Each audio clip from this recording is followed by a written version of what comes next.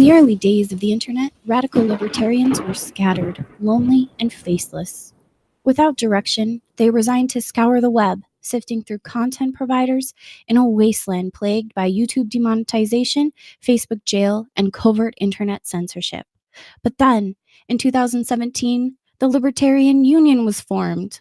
Finally, the average Joe libertarian could find a thriving community of independent podcasters and content providers, all in one convenient location. At Libertarian Union, we'll always have the latest news, interviews, discussions, and even movie reviews. With hundreds of episodes and more added all the time, you'll always find something fresh at libertarianunion.com. Hello, hello, hello. Happy Mother's Day. This is our Mother's Day special on Into the Spider-Verse. What that has to do with Mother's Day, I don't know.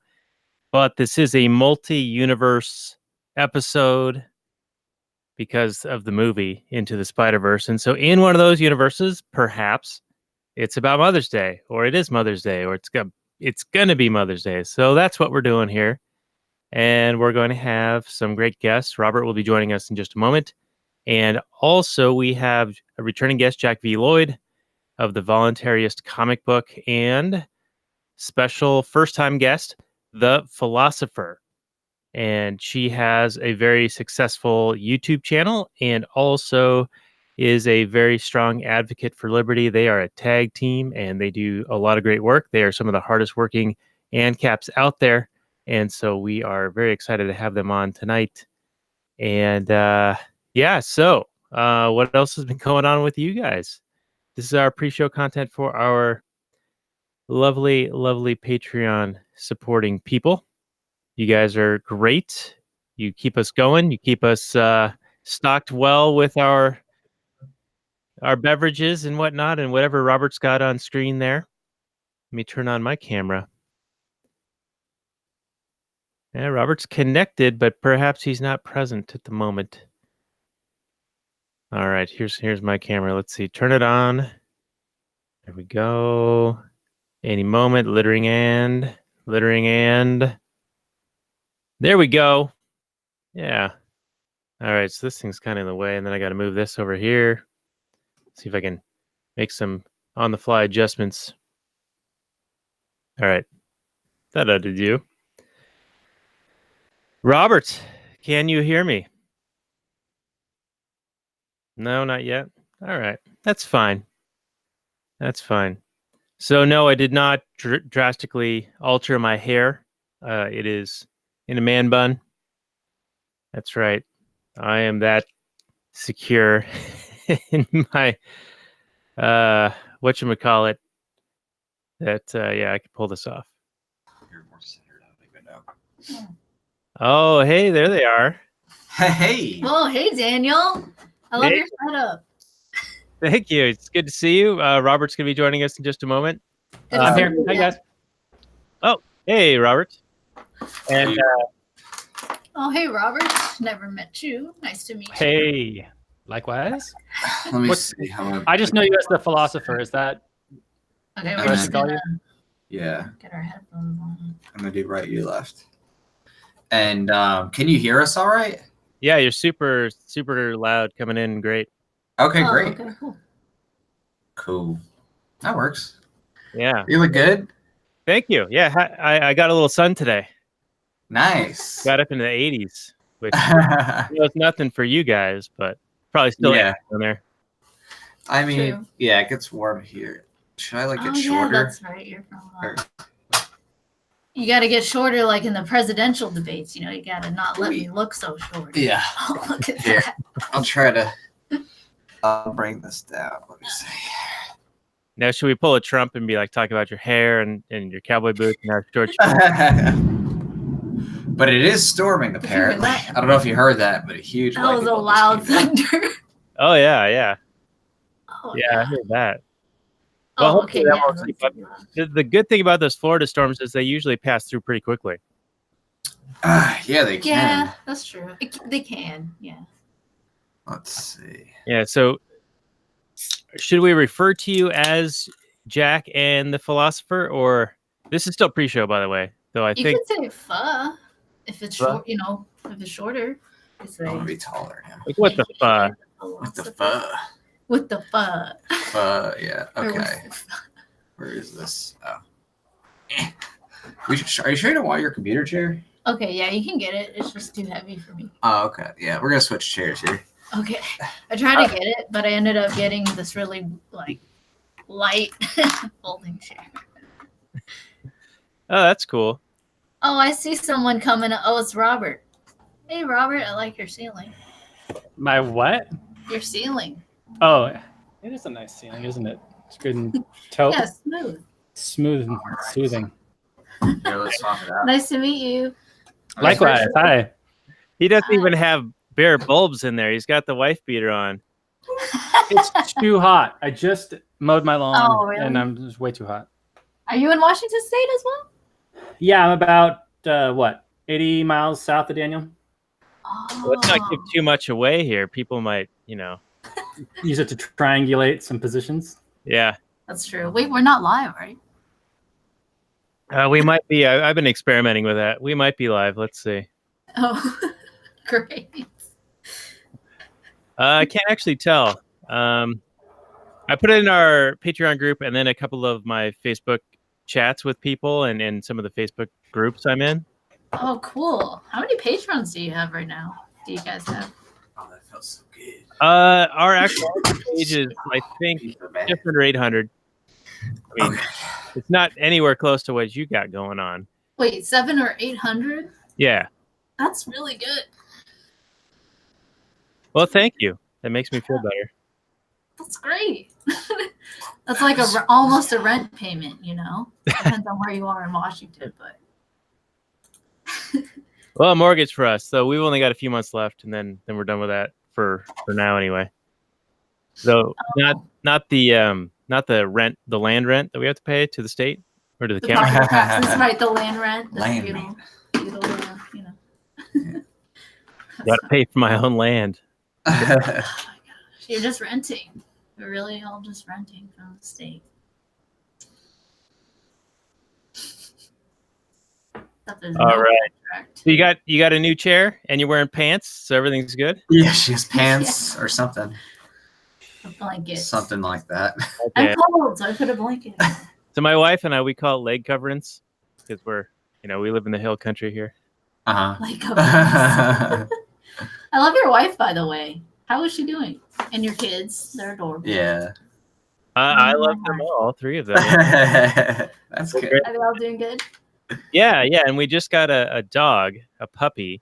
Oh, nice. What kind? Another child, basically, for now.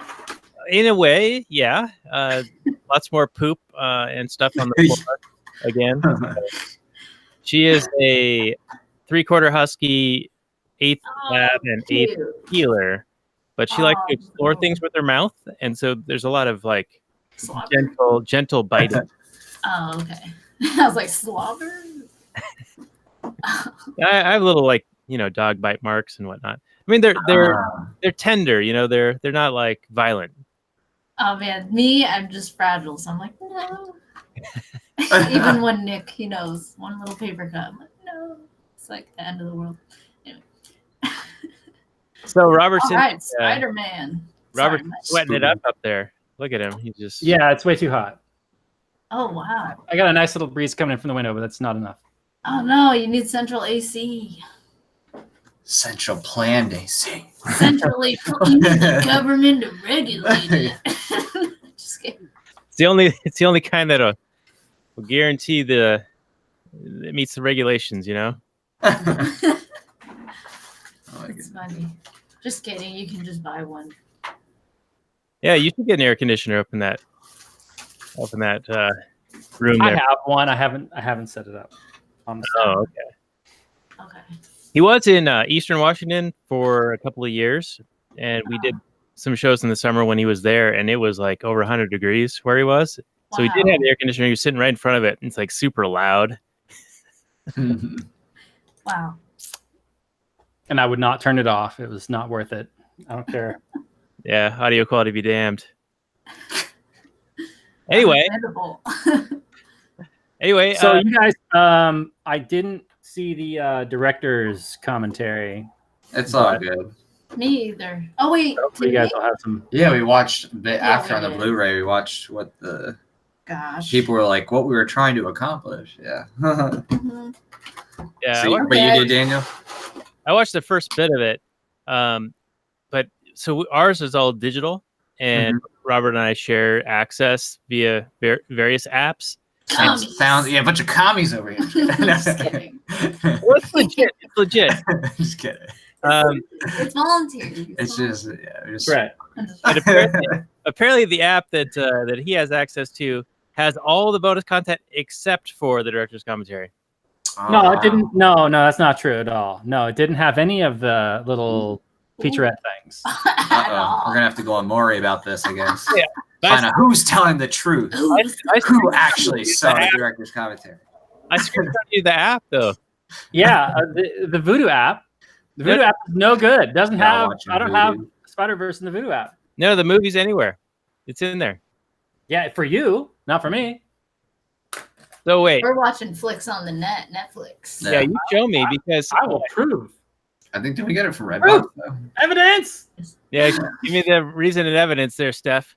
Evidence. Not an argument, Daniel. All right. Yeah. I apologize in advance if I mix up any movie scenes because we've seen quite a bit of movies and animes these past. You see that? Yeah, scroll down. Rumble. Yeah. Keep talking so it's big. No, I can't see it. Oh, okay. What's the features? Really should get It's a Motorola. do we have a splitter for headphones? I don't remember. We do. Oh, we do. Yes. Want to grab a splitter? Well, yeah, we can do that. Here, let's grab a splitter real quick. Yeah, just for Patreon bonus content, they get to see the behind the scenes stuff here. I told you that. Oh, great. Wearing a blanket. Yeah, she's literally just wearing a blanket. So Okay, so Daniel, yes, you are correct. There are features in here, but there is not a director commentary. Okay, you heard that right? I mean, what?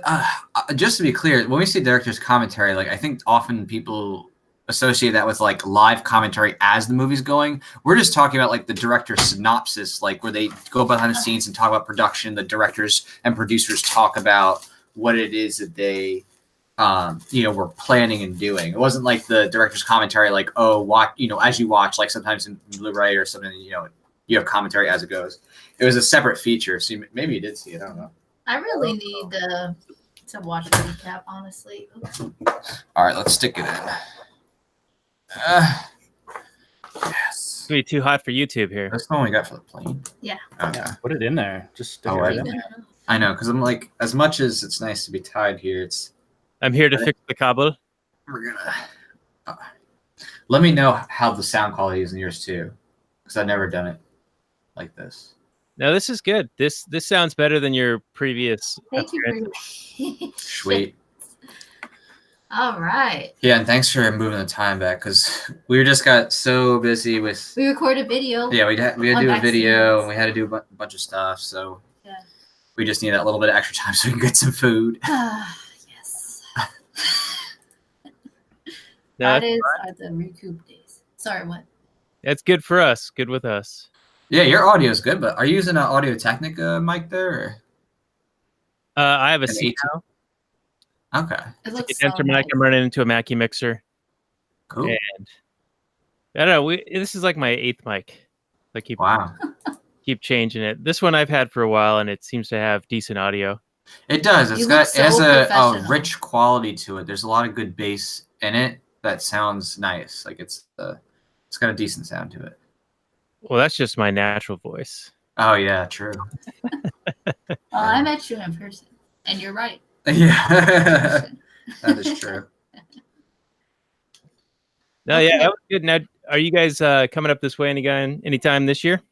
Are we? I don't No, know. unfortunately. I But got too many things next to go year, next summer, we're Yeah. gonna go and see my little sister's graduations Oh right, yeah, that's from high true. school. Yeah. So, yeah, definitely we'll have to hit you up. Yeah, Your little Mexican food. Yeah, and Robert this time can join us. All yeah. the way Love up to. north. So north. Are you coming down this way? Yeah, are you guys? Down to Florida? Yeah. Florida. Coming to see Florida Man. Florida. Come to see the He Florida is the Man. most We have interesting many. man Yeah. in the world. It's true. Florida's great. It's all kinds of weird stuff. I love how like just recently, like Such a weird. yeah, that guy who had the I eat ass bumper sticker. That was great. Did you see that story? Ass? No. Yeah. What's it? So this and it's going viral, like trending. But basically, there was this guy who had an I eat ass sticker on the back of his truck, and he got pulled over by a cop. And it's in some podunk town in Florida. And the cop was like, "Okay, this sticker's not acceptable. It's obscene. You better remove it." And the guy's like, "Yeah, no, First Amendment." And the cop's like, "Well, just take off the first letter and we'll be good." And he's like, "No, it's my right." And so the cop was like, "Okay." So he arrests the guy, tows his car, and this is something that is so clearly a First Amendment violation. Like the case law on this is so stupid. And in no way is it calling for cop, violence against anyone else, right, calling anyone names. Like you can't even argue anything. It's just literally. It's bad. So in other words, this cop like basically thought that he seemed a little short. Some people said he may have had a Napoleon complex, but basically that cop was a moron and had no idea. He's like, I wish I could eat ass. Yeah, right. Like, you don't get to eat ass. So what I know. Right. He basically royally screwed up that cop, and the attorneys that the guy got like immediately just called the prosecutor, said, "Hey, we got this," and the prosecutor is like, "Yep," and dropped it immediately because it's just bad. And now they're going to sue the cop, and they're pretty much screwed because this is something that's so clearly First Amendment protected with a long case law behind it with all kinds of stuff, even in Florida, that they're basically going to get soaked. So I'm jealous that this guy got the case. That's a really good case to have. But I don't remember. What? That sounds like a slam dunk. Yeah, the story is going to go live on your page in like half an hour. Yeah. But I was just thinking of the Spider-Man. the Spider-Man. Yeah, I eat ass Spider-Man. We'll integrate. I was just trying to recall exactly what the directors were saying. Oh, I can recall for you. So I'll lead, and then you can just. All right, you bring up the specific things that happened. Yeah, I'll jog your memory. I'll commentate. Yeah. Yeah, you're like. All we right. remember distinctly that Spider-Man said, "I eat ass," and then Doc Ock was like, "Wait, I'm mixing things prove it," and then. All right, that'd be a good line. That'd be good. Okay. All right. Well, I think I'm about ready to get going. You guys ready? I'm here. I'm ready. Sure. Let's do it. All righty. We're gonna play our intro music. Cool. All right. Let's get fired up here. Wow.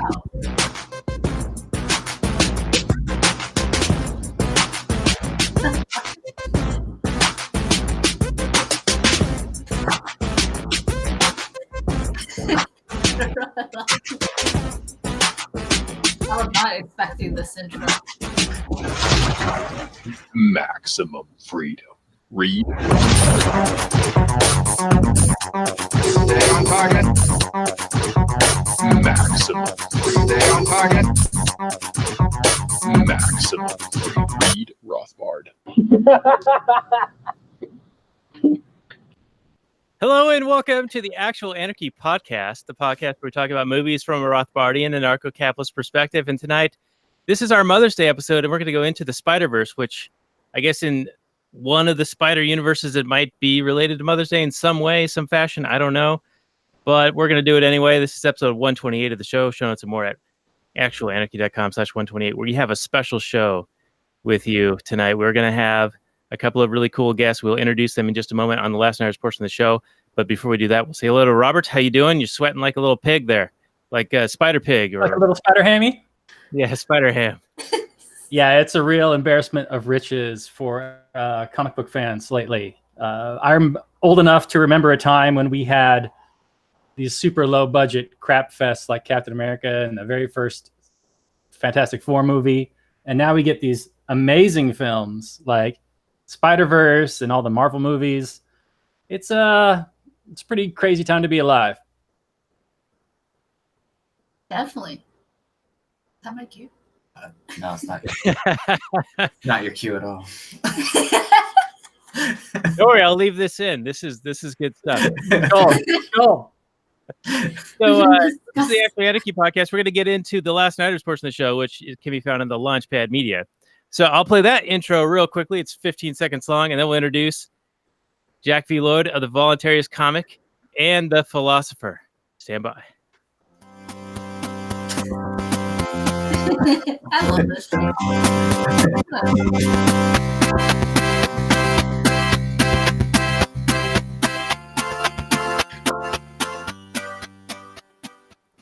Hey everyone, it's Daniel Elwood and Robert Johnson, the Last Nighters. And the Last Nighters are part of the Launchpad Media, where they're always launching new ideas in your direction. Check it out at thelaunchpadmedia.com. This is episode 71. It's going to be Into the Spider-Verse for Mother's Day, and we have two very special guests, some of the hardest working people in the AnCap libertarian movement. It's Jack V Lloyd of the Voluntarist comic and the Philosopher. How are you guys doing? Awesome. Especially since we just had lots of good sushi. Yes. Miso soup. That Yeah. It's sounds like, very healthy and fresh. sounds like a quality meal. And this is our show where we talk about movies. And so we're going to talk about the Spider-Man movie. And it just so happens it's related to comic books. And that's one reason why, Jack V Lloyd, why we like having you on for this type of stuff, because you do a comic. And we I do. a centerfold for you for the last couple of years. And I think we might have another one in the works. Yeah. And We do. you've got an Indiegogo campaign. Why don't you tell our audience about that before we start getting into the movie? Sure. And yes, as you said, you've been consistently putting in beautiful 2-page spreads that are just amazing. You know, just you're turning the pages of the comic, and then suddenly, boom, actual anarchy. It's there, and it's wonderful. So this new comic campaign is for Origins 3. It's just continuing the voluntarist universe story. It's going through the canon story chronologically. So this one is just continuing from where we left off last in 2, and then of course 1. We're about, I'd say, 2-ish weeks away from close. So things have been pretty successful so far. It's really good. I think over 57% funded so far. So I'm very excited, and we're going to be doing some live streams for sure leading up to that, and some promos and things like that, just to generate some excitement and close strong. But I'm especially excited because this issue we have a new art team that's upping the quality, and so way better. Even better than before. Better. Yeah, definitely noticeably better if you look at the cover. So I'm excited about that. That sounds great. Yeah, we're excited to be a part of that. You guys both do excellent work. And the Philosopher, tell us about what is, if someone doesn't know what you do, what's your 30-second elevator pitch for them? Clear his throat. Okay. Memes, videos, music videos, educational content, pictures, modeling, podcast. We started a podcast. Yeah, that's under 5 minutes. Basically, I talk about philosophy, self-knowledge, and voluntarism. And I have a lot of commentary on things that are just happening in the world. And yeah, just trying to change people's minds to be much more principled. All right. Well, that's a very noble effort. We will put links to everything you've got on our show notes page, which will be lastnighters.com/71. And why don't you just each throw one link out there that is easy to remember and people can go to just based on listening. Exactly. So Voluntarist is at volcomic.com. That's VOLCOMIC.com. And that's where you can find all you need to know about the universe. There's links to the latest campaign. There's links to the past comics. So again, volcomic.com, easy to find. No problem at all. Just type that on and you'll be there. For me, it's thepholosopher.com. It's spelled like philosopher, except the first I is actually an O, like pho noodle soup. So philosopher.com. All right. I think people will be able to figure that one out. And Robert, my co-host. Yeah, buddy. How can people find you these days? Oh, you can go to Trupster.com, and it's just a hot link to my t-shirt designs for now. Nice. Ooh. And eventually it'll be other stuff, like art stuff that I'm drawing, comic stuff. But for now, that's what it is. I want to hear about more about that. What you're doing with comic stuff. Yeah, cool. And this Yeah. T-shirt thing. Sure, yeah. Yeah. Well, I could tease you with some art that I'm working on actually as we I speak. love being teased. Yes. Okay. Cool. You can show stuff. Yes. Ooh. I can Yeah, so screen share some hotness. Robert is creative. He's the creative of our tag team over here. Yeah. Oh, okay. Are you the linear logical thinker over here? He's the one that actually get things done, and then I'm the other one. I'm the other guy. Yeah, ideas guy maybe. Trying. You're the ideas man. That's it, man. Creative. We both got some ideas, I think. Yeah. We Yeah. butterfly around a little bit. Unfortunately, that's pretty commie of us, but we're trying to get better. Cool. I'm proud of you. All right, so Robert's gonna pull up whatever he's working on, and while he does that, I will get into the Google description, which is how we start talking about the movies on this show, The Last Nighters. And so, Into the Spider-Verse came out 2018, fantasy sci-fi, 1 hour 56 minutes, 8.5 on the IMDb, 97% Rotten Tomatoes, 87% Metacritic, and 97% of the Google users like it. The description is: teen Miles Morales becomes Spider-Man of his reality, crossing his path with 5 counterparts from another dimensions to stop a threat for all realities. The Google description has some grammatical errors in it. Came out on December 14th, 2018, and directed by Peter Ramsey, Bob Paraschetti, and Rodney Rothman.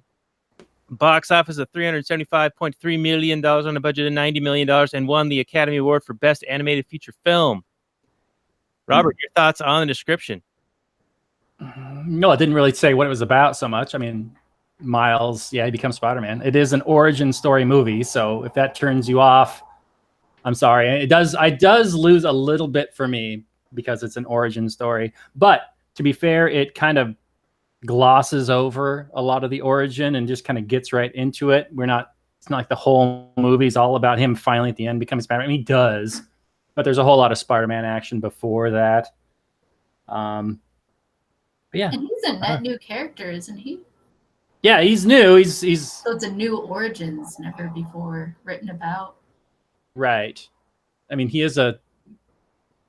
came out in 2011. So I'm sure this is probably the first time a lot of people have heard of this guy, but he's a popular kid in the comic world. And they did an amazing job. I don't know. This is like a one giant big love letter to comic fans. They're actually, comic book fans, not just like fans of the movies, but fans of the comic books. Yeah, I mean, seems from like all they the details.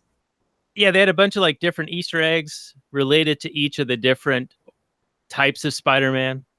And I felt, as a bit of a layperson, I mean, I watched Spider-Man when I was a kid, the cartoon series, and they actually had a snippet of that from the very beginning of that show, like in the 4:3 format. But I felt like it really was more speaking to the physical book readers, the physical comic book readers, and giving them all these nods all over the place. Was it distracting for you? Not being a comic book guy? No, I knew it was talking to it was talking to something. And so now it makes me curious to go back and look at that stuff. So in a way, it might be, snaring in some people who are Spider-Man familiar, just not with all the nuance. Okay, because I could see it be either inviting or obnoxious in how much it nods to the comic books endlessly. Like all the little sound effects on screen, like pow or zip or pop or whatever, and bonk. And I loved it, but I don't know. I thought the art was, I thought the art was really pretty. Subjective. Yeah, I agree. And I think that kind of stuff, zip, pow, bam stuff, I mean, that's like 60s style Adam West Batman. I don't think that's necessarily some kind of a super niche thing to just Spider-Man fans. And I felt like I was watching almost like a living comic book. And I know, Jack, you watched a director's commentary of what they were trying to accomplish. And from what I understand, they were actually going for that. They were trying to make this look like it was literally the page in motion. And they had a tremendous effort with the amount of animation and animators that they had working on this project. From what I read, it was the largest staffing of animation people at Sony Animation Studios in ever for any feature they've ever worked on. Wow, yeah, I agree that the artwork was extremely diverse and engaging in terms of like how they did it. It definitely, at least for the visuals, brought something new to the screen that, at least, you know, in the way that they composited everything, like felt like it hadn't been done before. I mean, I'm not sure, I can't even relate it to any particular movie in terms of all the different ways that they try to make it seem like it was a movie that was, you know, the comic book page, as you said, coming to life. So that was definitely unique in how they presented that. And I definitely enjoyed that aspect of it, you know, watching the movie for the art sense and how they did those visuals and then integrated the different designs. As you said, they had some nods to past Spider-Man universe characters, you know, things like that they brought in. So it was interesting how they, you know, animated those art, you know, figures differently and stuff. So it was pretty cool.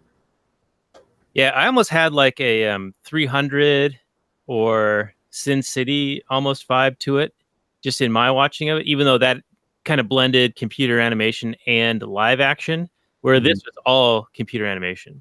Right. Right. And those two movies were both directly taken from comic book pages. Like those are both adapted from Frank Miller's comic books, almost in a frame by frame, page to page, panel to panel format. Oh, no. So, although as far as I know, this Into the Spider-Verse wasn't adapted from any one comic book. Does anybody know if that's true? I thought this was like an original story. I'm not sure offhand because I didn't read the research original that. comic for it. But Me either. For me, this is the first time I was introduced to this character. I never saw a print comic about it, so I'm not sure if it exists.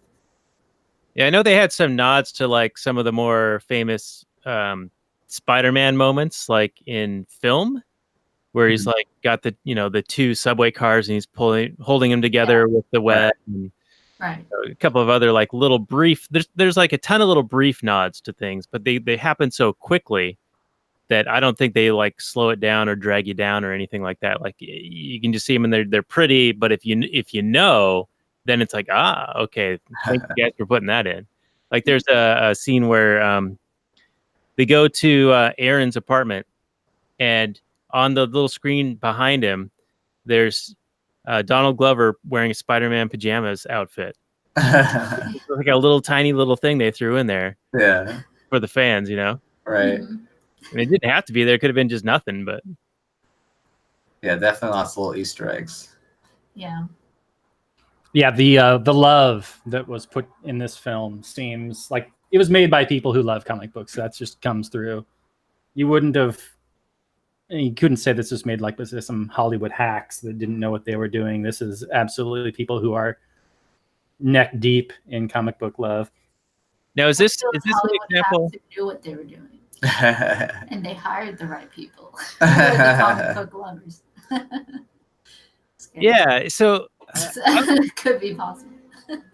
I was thinking, you know, Robert, you and I talked about Blade Runner 2049 like a year or so ago, and I think we had similar comments, like that was a love letter for the fans of that genre or that particular title or brand or universe or whatever we want to call it.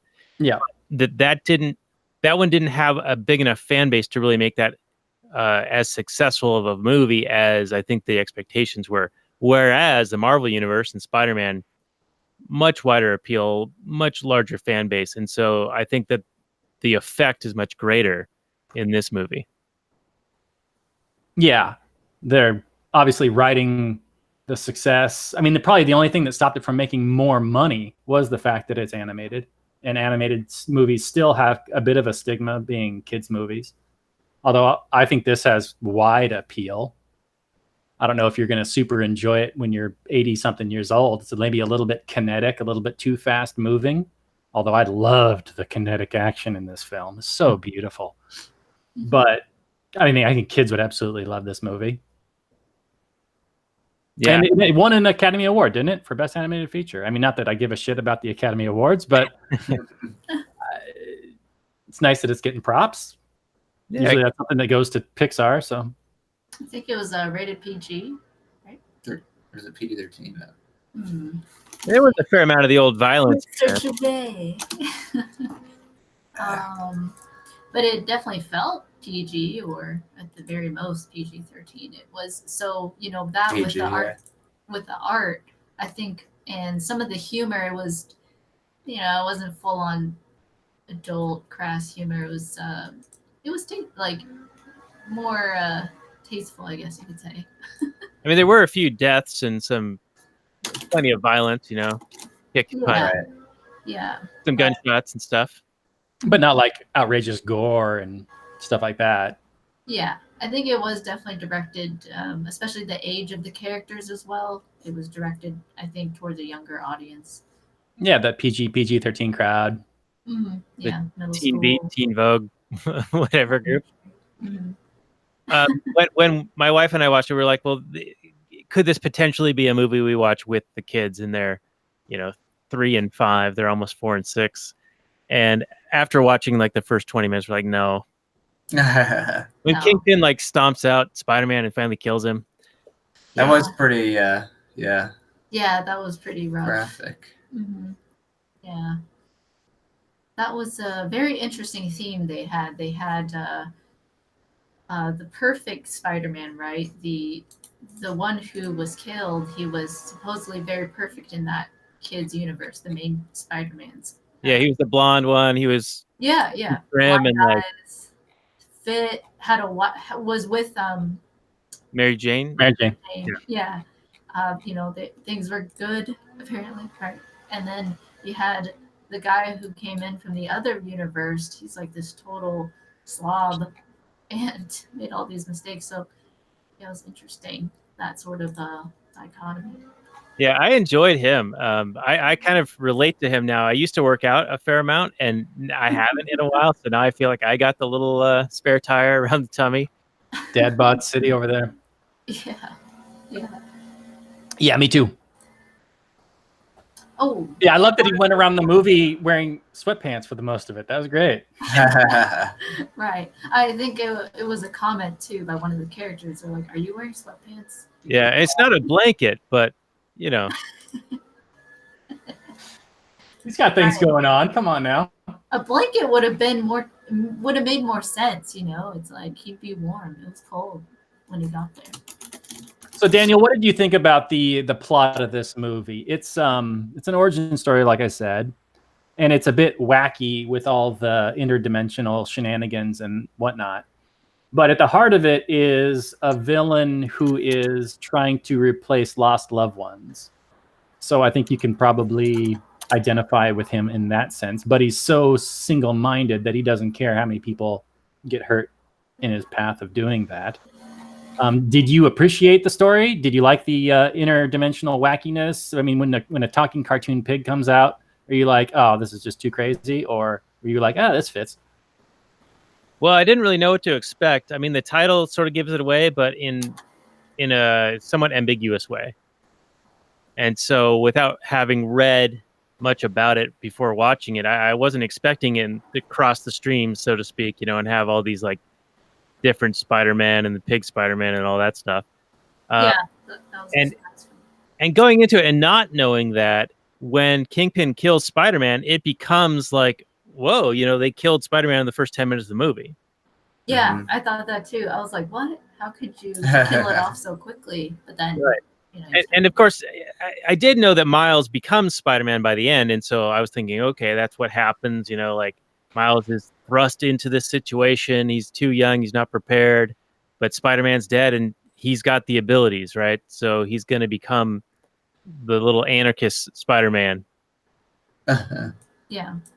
I felt like Spider-Man died too easily in the beginning.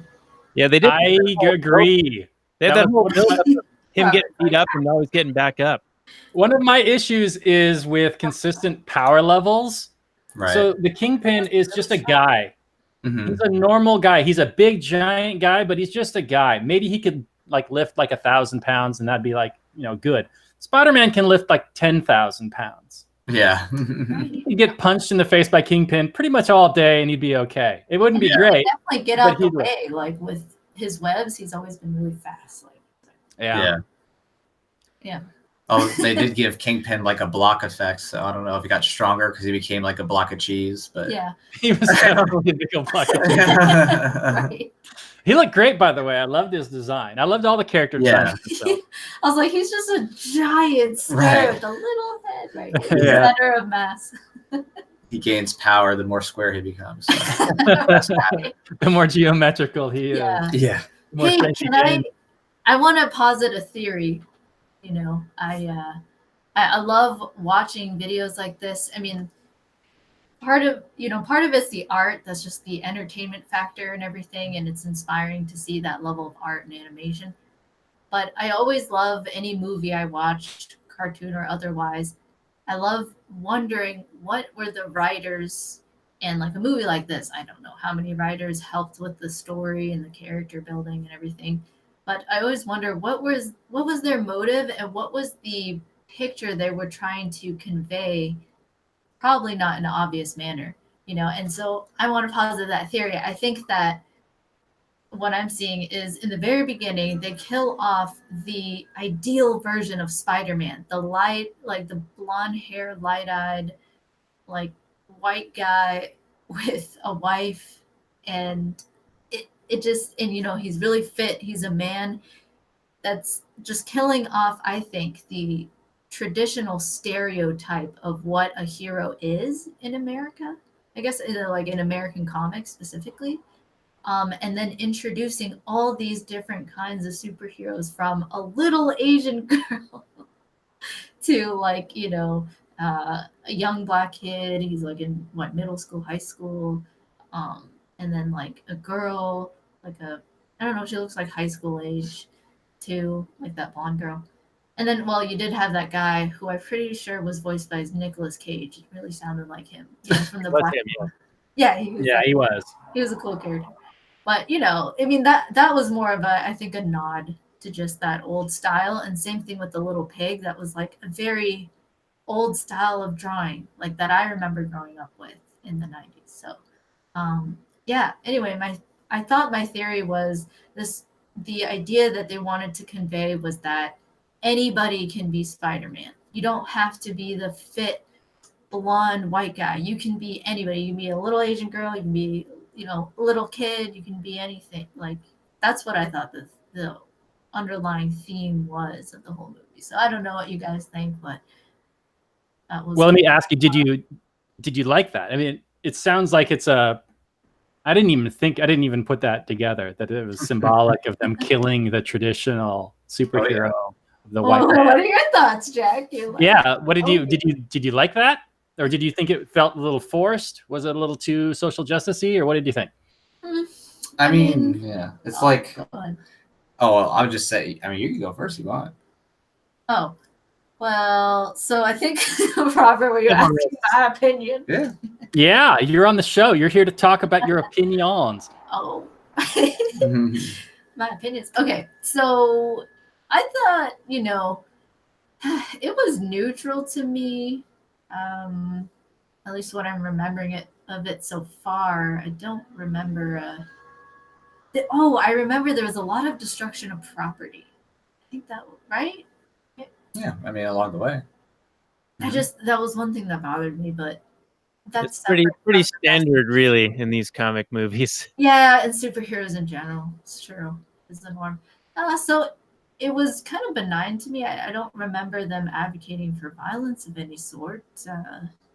You know, and the first Spider-Man, he died nobly, so to speak. So I mean, I don't know. I can understand if someone's really passionate about that topic, like they're really into people, like they're into shifting social norms. That's really the goal. And Right. if it's done in that way, if they're just trying to persuade somebody to do that, I mean, I didn't see a malevolent thing that could be extracted. I could just disagree with the idea to an extent. Like if someone takes it to the extreme where literally anybody can save all these people and be super strong and on par with Spider-Man, as like how Spider-Man traditionally was. He's really strong. You know, if you're trying to say that anybody can, like literally anybody. You just have to. I forgot the line they said. It was at the end. It was like anybody can. I can't remember why. It's like if you think it. I can't remember. It's like if you care. I don't know. But I would disagree with that idea philosophically. So it's just more of a philosophical disagreement on like whether or not that's logical to say that anybody can be a strong superhero, you know, and save a bunch of people. There's this anyone can save somebody else, but there are limitations in terms of abilities. Like, and I recognize that, and so I think that is what I would probably challenge somebody on. So I'm neutral to them putting it in the movie. But yeah. Well, not neutral. I shouldn't say not neutral because obviously I don't want. Those aren't the social norms I'm like super focused on spreading, but I'm neutral in that. I don't think it was like, oh, they're being violent, you know. So that ends my opinion. I'd really like to hear what your thoughts are. That has some good thoughts. So yeah, so if you saw with the movie, the thing that was interesting to me, of course, is what she said in terms of the symbolism. They both had a symbolism in the beginning of killing off the original Spider-Man, and at the end, they had the fat white Spider-Man who couldn't maintain a relationship and had lots of self-doubt get sent back to his respective dimension. I think that was meant to evoke what you were just talking about, which is this idea of killing off the traditional form of Spider-Man and introducing a diversity of characters. And of course, some of these characters are characters that are real in the comics and stuff. So it's like I'm not like complaining about whatever real thing, but there is a focus with that. That was not accidental. It was very intentional. And the directors even talked about that in the commentary, that their goal was to like bring out this like new kind of diversity with it. And of course, there's a market sense to that where they're just trying to be like, okay, let's reach out to new audiences. Let's try to get everybody to buy in, because if any kid watching it, no matter what they are, thinks they could be Spider-Man, well, now you just have a bought-in new audience of any kind, right? It's no longer, oh, it's just some white guy. Okay, well, if I'm black, if I'm some Asian girl or something like that, yeah, I could be Spider-Man. So of course, monetarily, right, that makes sense. They're trying to get people hooked in by using that psychology. But the part that's actually sinister, and I think this is where a lot of people lose that, who are anti-SJW, just in the aesthetic, as opposed to the philosophical, is that the movie promoted a theme of egalitarianism in ability and power. So this is not so much an issue of like anybody could be Spider-Man, because obviously you get bit by a spider, whatever, you have these powers. The bigger issue is the training that came with mastering those skills. And this is something that has been a trope across many different films, especially anything that's Disney related. Post 2000s. Yeah, that's most certainly. And it's this idea that effort and work ethic are to be devalued and seen as something that is wrong or privileged, and that or just if you ignored, can, or just ignored, left out true. Of the picture. We think like, yeah, it's a logical whole almost. Right. And if people just want to be anything they want to be, it's this idea of like belief is truth or belief is reality. That is now what is the acceptable norm. And of course, this corrosive. Right, and that's very corrosive. This is what ties into, radical SJWism, which is just this idea of, oh, if I identify as this today, I'm now that. Yes. You know what I mean? And that is seeping into comics and even in this movie, and it might seem benign at first, but the underlying message through the character narratives is that basically it's like, oh, if you just believe, now you have powers and now you have skill. And that to me is extremely dangerous and destructive, obviously on young kids, because it brings them the sense of, oh, okay, I just believe and then I can, or I deserve to be something. And that's even where, gets even worse, is this entitlement mentality where you think you deserve something just because you say you are this thing.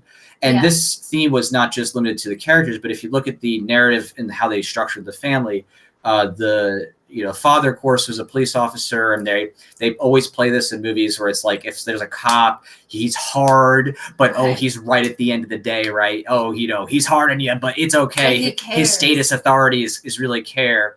Yeah. And then when they pushed him to go to the elite private prep school, The Like focus, he's like, he demands his child say "I love you." in right, front of- right, He's using his authority to be right. like, "Say I love you." They and then- use right violent communication, like, threats, "Yeah." force, ultimatums, and they normalize that because Yes. that's a status mentality, and they try Yeah. to trauma bond with people. And for those who are not familiar with trauma bonding is where people are put into a situation that is violent or oppressive or threatening Humiliating. or humiliating, and through that experience they bond with the people in their life.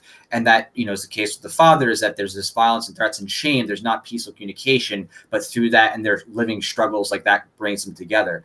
And the father, in pushing his child to go to elite school, if you notice, there is this kind of built-in theme of what you'd expect of like the upper progressive leftist mentality of like, oh, I get to go to an elite prep school, even though he earned it because he got in the test, and he denounces it and plays down his effort, right? But He plays down. It's bad to be segregated. Right. It is. They mentioned that too. That it's bad because he's segregated from other students because he goes to this elite prep school. But he downplays the fact that he did well in the test, which is funny enough. That even in a moment where there's a meritocracy, he downplays his meritocracy portion in that by downplaying how well he did on the test. And then when he goes to elite school, He's almost ashamed. He's like ashamed of it, right? He downplays it there and makes it seem like it's a bad thing, like having money, which of course is just providing value in the market for in most cases, or having elite education or academic standards is somehow like a bad thing, like performance is bad, elitism is bad. But it's not really elitism in a status sense of like, oh, you're threatening people, stealing from them, destroying their property. It's just, oh, if I work hard and have education and have a really great experience at an elite institution, that's somehow something I should be ashamed of and feel bad about. And it's this kind of mentality that if you're in that leftist progressive psychology and you have status or you have money, well, okay, that's okay as long as you feel bad about it, right? As long as you like denounce it, like, oh, poo-poo, that's bad, privilege. Right? You need to recognize your privilege, but as long as you recognize and check your privilege, it's okay. Okay, then you can be at the elite school. Then you can be with all the other people, have this money and status. As long as you denounce it and just say, oh, I'm just so privileged, and then it's okay, right? So they have this built-in theme of that egalitarianism with self-shaming or self-loathing for status or for hard work, and they try to replace that with this idea of Marxism. Well, right, because it is saying, oh, it's about classes and there's the right. rich versus the poor. And in that sense, it is a form of that cultural aspect of Marxist theory, which is the idea that all people are totally equal in ability, or more so, no matter what they do, no matter what value they provide to others, they should be rewarded the same. And again, there's a big difference between respecting human dignity and everybody's rights and saying, oh, well, just because I took a shovel and dug in the dirt, my labor is now as valuable as someone who like works to develop the next computer processor. Right. So it is this very sinister psychological message that underpins the entire movie, that if you don't pay attention to it, you might just miss it, especially if you're just a kid watching, enjoying the action. But if you listen to the director's commentary, it actually firmly corroborates that analysis you can make of the entire theme of the movie, which is that it's meant to seed in this idea that having money or having prestige is bad and you should be ashamed of yourself. Get rid of white archetypes, white male archetypes, replace it with diversity, and everybody deserves to be powerful, and belief is what makes you effectively a hero or talented. Not hard work, not studying hard, not honing your craft, but just belief that, oh, I'm going to do this, and that's everybody now. And that's that psychological egalitarianism that in many ways, for me, maybe chuckle throughout the movie. To me, it's frightening that these people with these mindsets have the budget, the ability to spend 92 million on a movie and be able to seed in their ideas. But that's why we're trying to continue the Voluntaries comic series, because I personally want there to be competition against that. I'm inspired by their art. I'm inspired by their ability to execute, but I am wholly dissatisfied with the philosophical underpinnings of the message of the movies that I've seen. Which is a reminder that there's no such thing realistically in most any medium of like having a comic or movie or comic movie that doesn't have philosophy. it's always in there. And Yes. if you miss it, you might have to just like look into it to understand There's it. But it always comes a to philosophical underpinning. right, the character dialogue, how someone is seen as a hero or anti-hero or a villain, how those themes are presented presents the philosophical narrative that leaves Right. you with, you know, what you're supposed to be thinking and feeling. And that's the And scary it's part. understandable. You can't help but color whatever your own beliefs and biases are. It's going to color your output. And especially if you believe it's benign, say you just believe that's how the world is, Mm. well, you're going to try and mirror what you believe the world is, so, or how it should be. Mm. But we just got to... We just got deep there. We were just dancing around and just waiting for that moment when that door was going to be Yeah. going to be open. And that's our show, ladies and gentlemen. All right. Kidding. Oh. Just kidding. Yeah. But yeah, you put a lot out there, and I think a lot Yeah. worthy of discussion. I kind of want to go in several different directions simultaneously, Sure. but my take on this before seeing the movie was that, you know, Stan Lee was criticized for response he gave to a question about why is Peter Parker a white guy from Brooklyn. And after he died, I think it was the last November, there were articles bringing that up and being like, look at this bias and hatred of Stan Lee because he was against there being, you know, like different versions of Spider-Man, even though there were different versions of Spider-Man as attested by this very movie and the, you know, the origin stories that are talked about. But when you know, I first heard that, oh, there's going to be a Miles Morales character, and you know, it's that SJW thing where they want everyone to be, there's like a quota to fill your characters, The you know, spider quota. like Your when web cannot be white. It must be at least 30% brown, 30% gray, 10% yellow web. Because why would you imply that webs are white? Right. They are right, also right. black and yellow. White webs out of here. And when the you know, the new Doctor Who got announced and it was a woman, you know, it was like a big deal, but other people weren't satisfied because it was a white woman or something, you know. Right. Yeah. There's no I thought- satisfying. Yeah, I mean, you can never make these people happy. And I saw a meme after that said the next Doctor Who is going to be this crippled, like, Muslim woman, Yeah. rascal or something. Right. Wearing a bikini, but it's not They're a like, bikini. It's she went burkini. back in time to get triggered in the past. You're like, it's nuts though. It really is nuts. I've always been anti-SJW for philosophical reasons. I don't care about superficial. I don't care about what people choose to do with what they want with their life. Like, that's not my thing. Like, you know what I mean? As a principal voluntarist, I don't care. Whatever people want to do, you know, as long as you're not initiating force against the people, this, that. I don't care about what color or disability characters people want to have. I don't care about that either. That's not the real issue. The real issue is that in an attempt to kind of both appease people like who are demanding, oh, you need to have more representation, and also promoting a narrative of anybody can just do anything through, you know, magical belief, like magical thinking.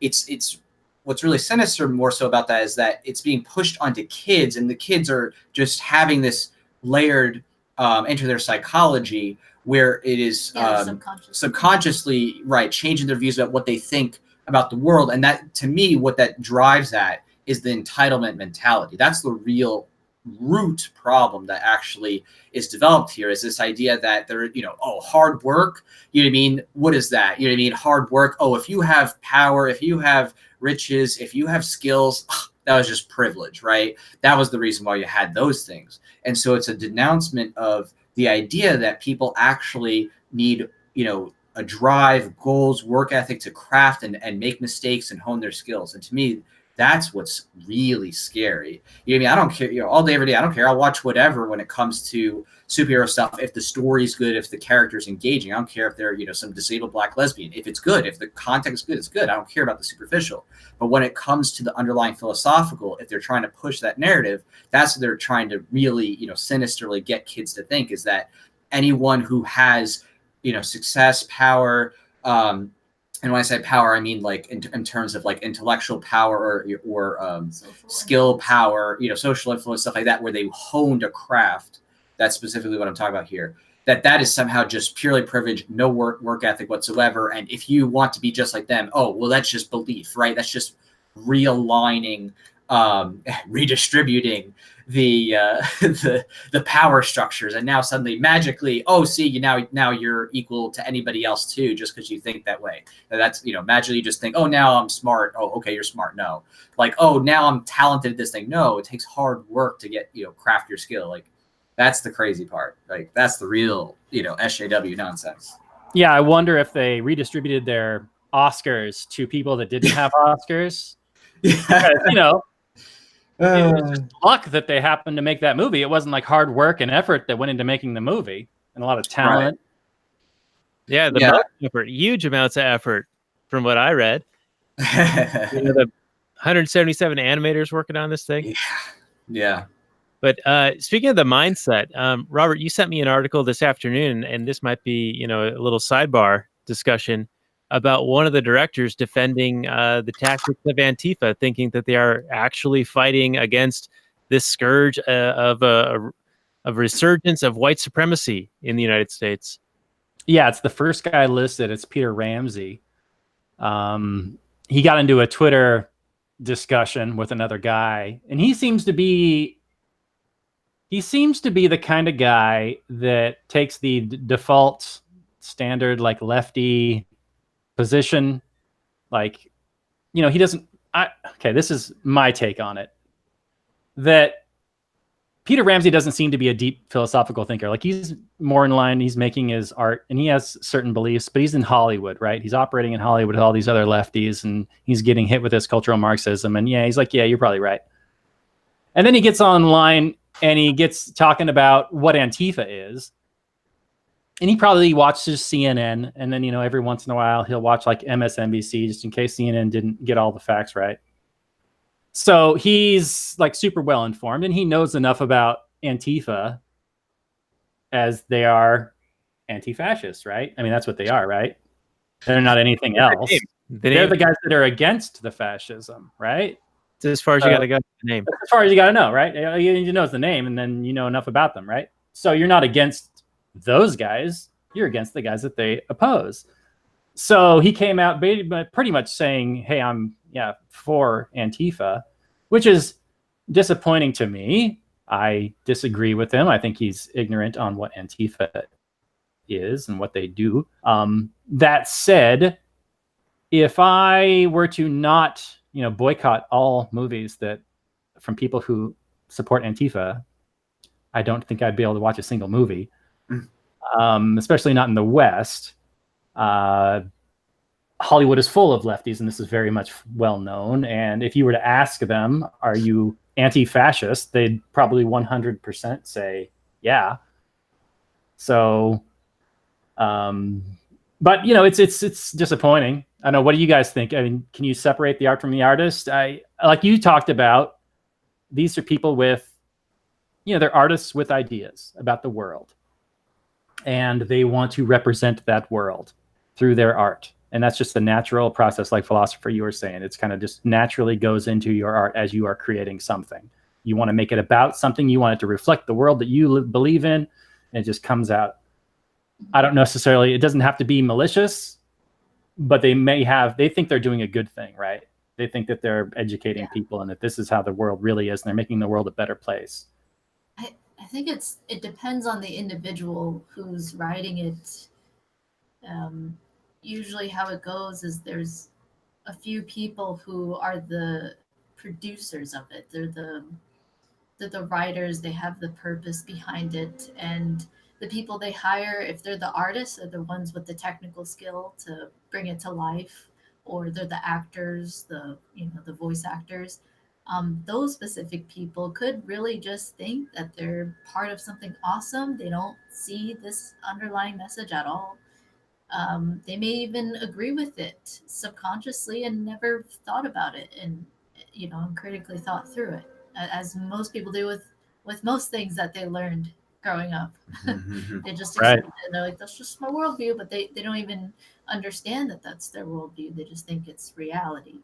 So I think it just depends, kind of just like any organization or any government, you will have people in the system that are not like the main masterminds behind it all. They're just plugging into the system and thinking that they're getting a certain value or doing a certain thing. But there are, yes, more people who are more insidious, and they may be the silent funders. They may have had nothing to do with the whole process, but they're like, I'll fund it if you just, if this is the idea you're going with, I'm cool with that. So It's like the pawns and the useful idiots. yeah, I'd be curious. But we could just look up how many people were animating, how many writers there are for the story, who funded it, And the executive producers, yeah. Yeah, who were the executive Well, that's true. I mean, producers? it's the executive producers who definitely, obviously, they're doing the funding, and they're going to choose whether they want to fund the script or not. And so, to some degree, they're going to be selecting who they think will carry out, their vision with the script when it comes to selecting, line producers or directors and stuff. So, there's definitely that too to, just look at. You can probably find a trend there. Yeah, there was a lot of like pro-status stuff in here. There was the cop who doesn't like the vigilante Spider-Man, so he doesn't like any competition. And I know they didn't come up with the name Jefferson Davis. That was a name for that character from the comics for years.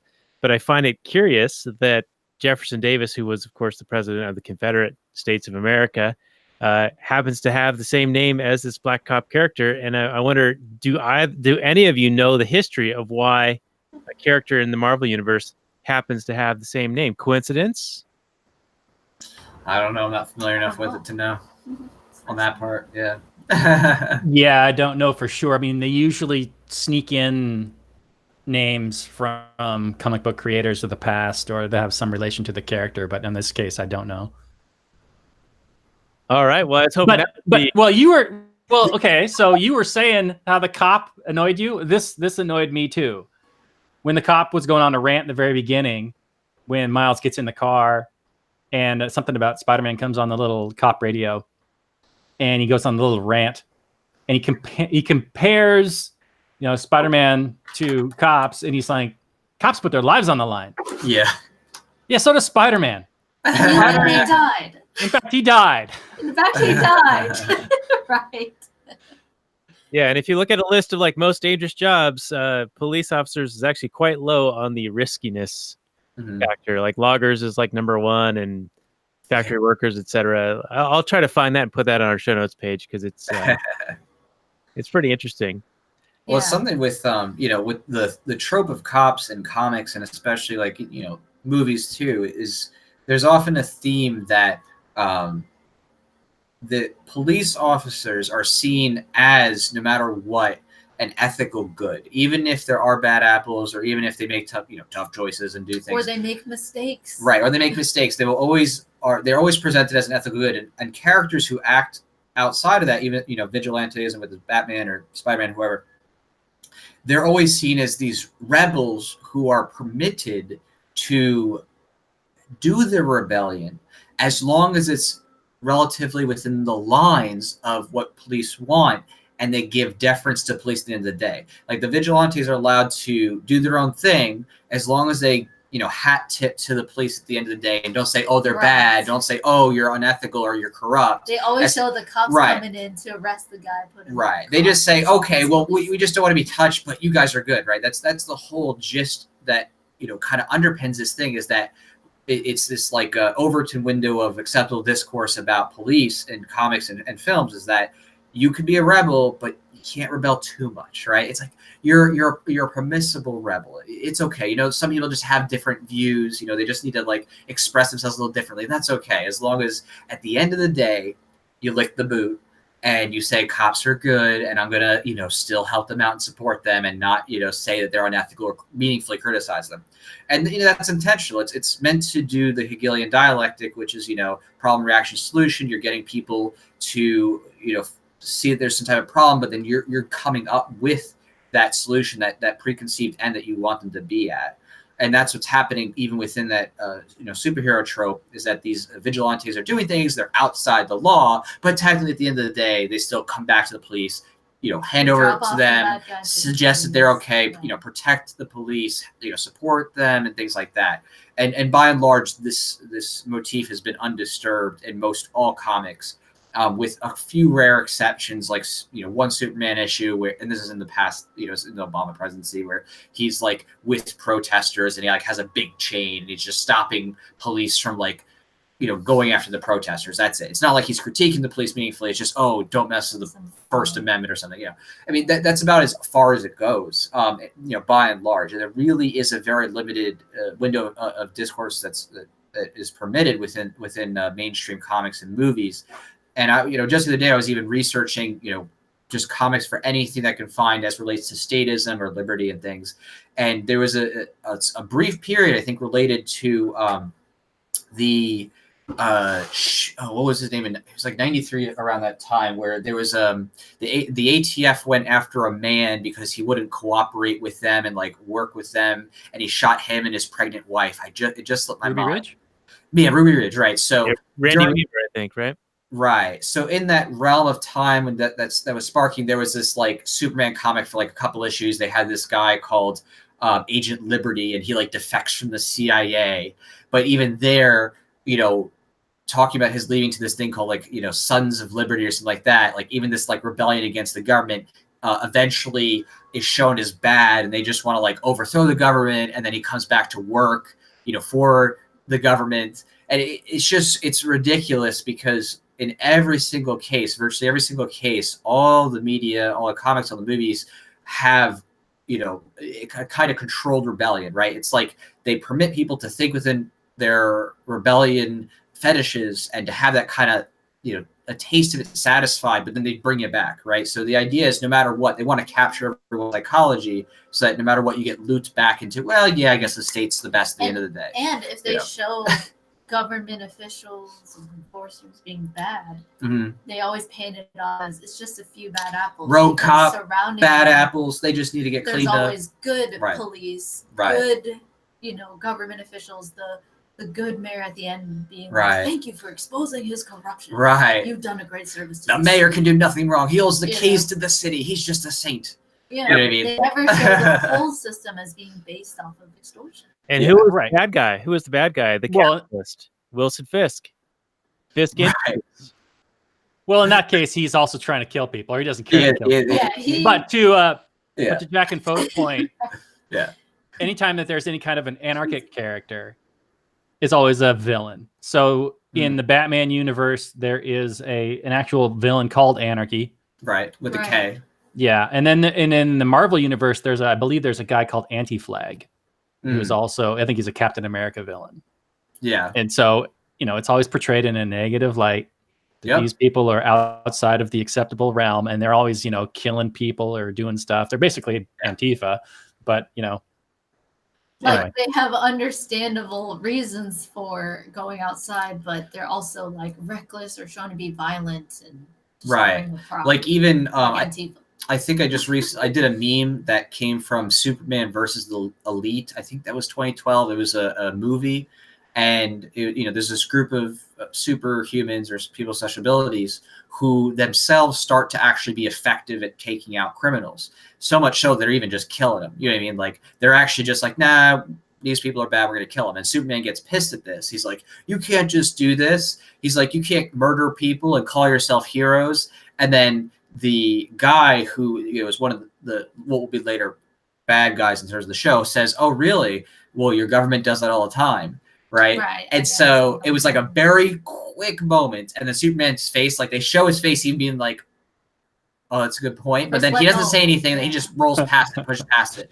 And it's just one of those And moments he's shown to be the hero. where they give at little, the end of the yeah. day. Oh, of course. At the end, Superman, they're bad. And then Superman just, takes them out. So, even if they give those things, the point is that if they give a rebellion, they couple it with something to make them evil in the end. So no Right. matter what, Absolutely. it's a controlled Or discourse. just ignorant or Right. you know, Or malicious or just murderers. So it's very sick. And a lot of people don't see that it's very because insidious. That Yeah. is the subconscious programming. Right. And when you have movies like this with beautiful artwork and, you know, funny jokes and stuff like that.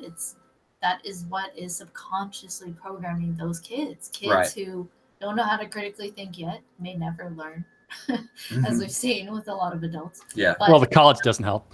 No.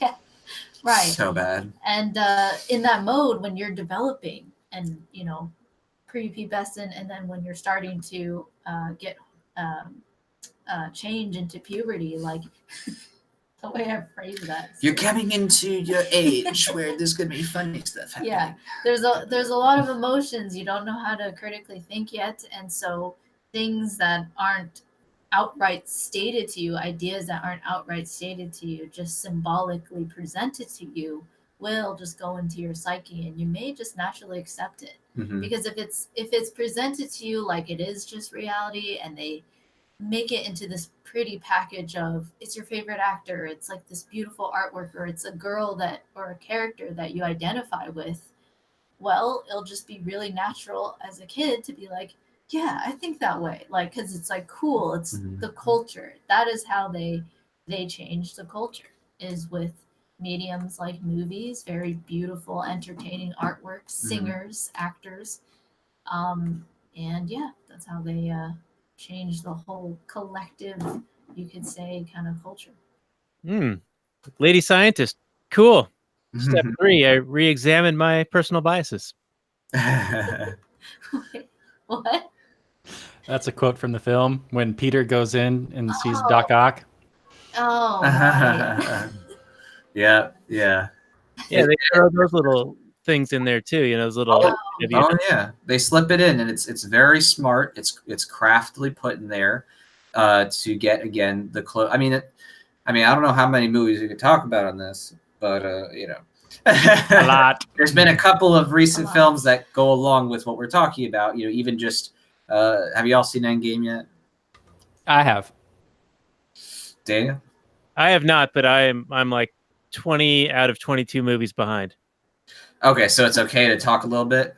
Yeah. Okay. Yeah. Spoiler for Endgame. Spoiler. Well, it's not an end spoiler. It's just something in the movie. Like, for example, in even just Endgame, you know, Civil War already had kind of abandoned the strong rhetoric Captain America had in being anti-government interference in people's lives.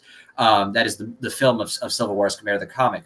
But in Endgame, now that Disney's got full control, I mean, he basically apologizes to Tony Stark for Civil War effectively. So you already have. I learned my lesson. He's like, I learned my lesson. And it's it was like so abstract. He wasn't even specific about what he did wrong. Exactly. He just that was just that subconscious nodding to it. They make up. It's what, you know, Tony gets mad at him, and then they become friends or make up again. And Captain America's like, you know what, I'm sorry.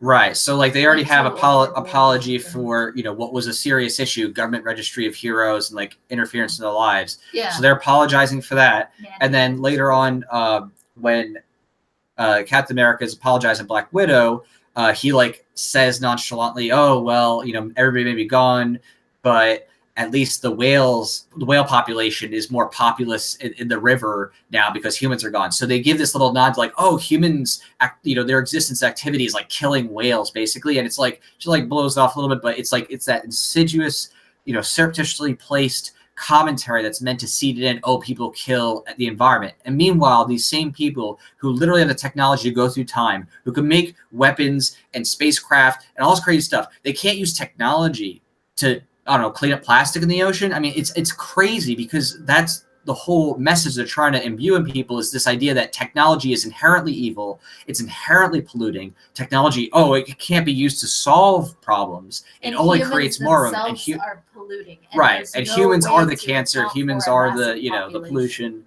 Right. It definitely had a eugenicist, eco-fascist sort of bent behind it too. Right. It's just, hey, everything's a little quieter. Yeah. Oh, there's a little more stuff to go around. Right. Like Let's they don't try watching any of the BBC documentaries on Netflix right now with David Attenborough. It's brutal. He throws all real of that stuff into every episode, and we watch it with the kids because we want them to see animals and nature and all this stuff. You know, it's beautiful stuff. But they keep throwing all this commentary in about how terrible humans are. Right. Yeah. I mean, and that's the point. Is these people are? I mean, seriously, they are animation, anti-human, pretty package. genocidal maniacs. I mean, that's what it boils down to. Is that these people have Malthusian mindsets. They think that scarcity is just going to lead, to people just crazily dying off and polluting everything. When it's been the opposite, that when you free the market, people can freely innovate. You're able to provide for lots of people and rise them out of poverty and actually help clean up things because you have more efficiencies in the market. You can use less, toxic chemicals. You can use things that, save trees, like using digital documents and stuff. Yeah, so when you it's have just a ridiculous. respect of, property rights, Right. that strong respect, then people are like, okay, therefore the incentive is this. I can't violate my neighbor. I can't just steal from him. I can't just take what I want. So now you have creativity being an incentive, creative voluntarism. Creative voluntarism. You're saying creativity fuels people's innovations, like in terms of the need? When those individuals know that they have this principle of, okay, I cannot hit or steal, I can't take other people's stuff. Right. Well, that is now the structure that they're operating within. And when you have a massive amount of people doing that, that's when wealth is created, because now Right. you have people voluntarily choosing to specialize in their skills. And so now you have more productive output because the people who can produce the most, they will win out in the market, because they're providing the best goods or services. And Right, and you have property rights, so that incentivizes innovators to innovate because they know that they'll reap the benefits of their products in the market. Right, and that someone's not just going to come in and take everything out from under them. Right, and it provides responsibility too for those who affect other people's property or bodies, because when you have specific property rights, then you have a delineation of who's trespassing on whose property, who is polluting or spilling toxic waste Who in should someone's you property. give your money to and Right. trade with? Otherwise, it's just generalized. So, and I mean, it really is nuts how, in all these films, starting to see a unifying theme, especially because Disney now owns everything, right? I think you're going to just continue to see this theme growing of anti-humanism, which is this idea again of people being a cancer on the earth. People are dirty and gross.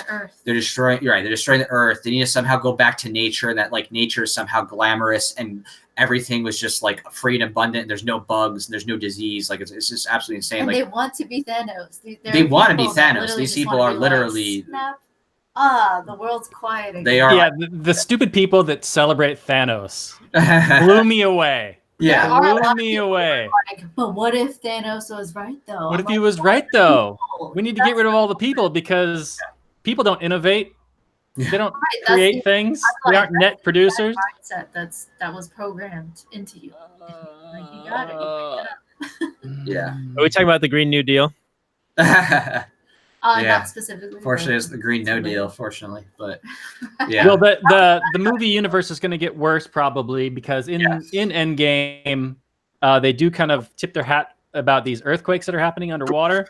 Yep. And that may be bringing into being Namor, the Submariner, and he's probably got this underwater aquatic kingdom, and he's probably upset about the humans for polluting, and so there's probably going to be and they did that in Aquaman. They did that in Aquaman, exact same storyline.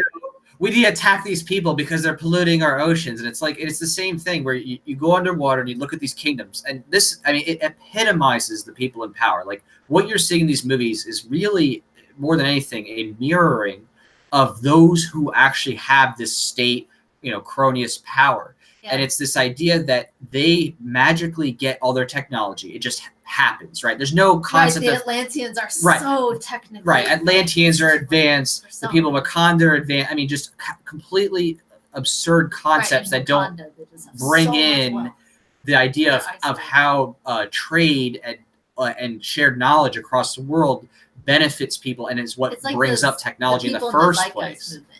Right. Like, if you can just have this super smart AI, it will therefore allocate perfectly. Yeah, like you're going to magically essentially plan. And then all of the on top of that, they, again, have a worship of what those in state power really want, which those in state power don't want democratic republics or republics at all. I mean, not that that's, not itself a form of control, but they want their their old reigns back, which is why they worship princesses, kings, and those type of unitary rulers, because that is what those in power really want. They want to be back to the ages of kings. They want to be back to the ages of queens and be worshipped and be like, yes, we are your rulers, we are your gods. And that's why they, in Aquaman and stuff like that, they keep focusing on, oh, you're the king, you need to come back and rule. In Wakanda, it's like, oh yes, you're the rightful king. Well, how? Oh, we murder each other in a sword fight, and then boom, you're king now, and you have all the intelligence to rule people in Century Planet. Right. I mean, this is literally what those in power think. I'm loyal to that throne. I'm loyal to that throne. Whoever sits in that throne, I am loyal. I will sit there and kill people for you. Manson was like, I am loyal. Right. And that's and we can't get along without you. We absolutely need you. It's so important. You're so important. You're the most important person. Right. But that's what would we do? Right, and that's the whole premise, is that they're trying to imbue on young minds. I mean, even with things, as benign as Disney movies that seem like, oh, it's just princess stories or Frozen.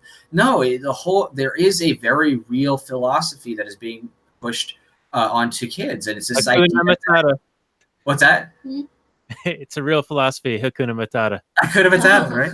I mean, right, they're redoing the Disney movies too, in CGI now, right? So it's the same thing, right? The king of the jungle, right? Oh, we need Simba as king, right? It's the same concept of trying to keep people in a psychology of, oh, you need to be ruled, and if there isn't somebody there, then things just go to chaos, and it's wrong. It's just wrong. Nobody can do anything, and nobody can think for themselves. And that's the whole goal, is to ensure that the population is fully indoctrinated into thinking that without having central planning and leadership, they would be essentially nothing. They would be just killing each other and savages. And it's like literally the total opposite in reality.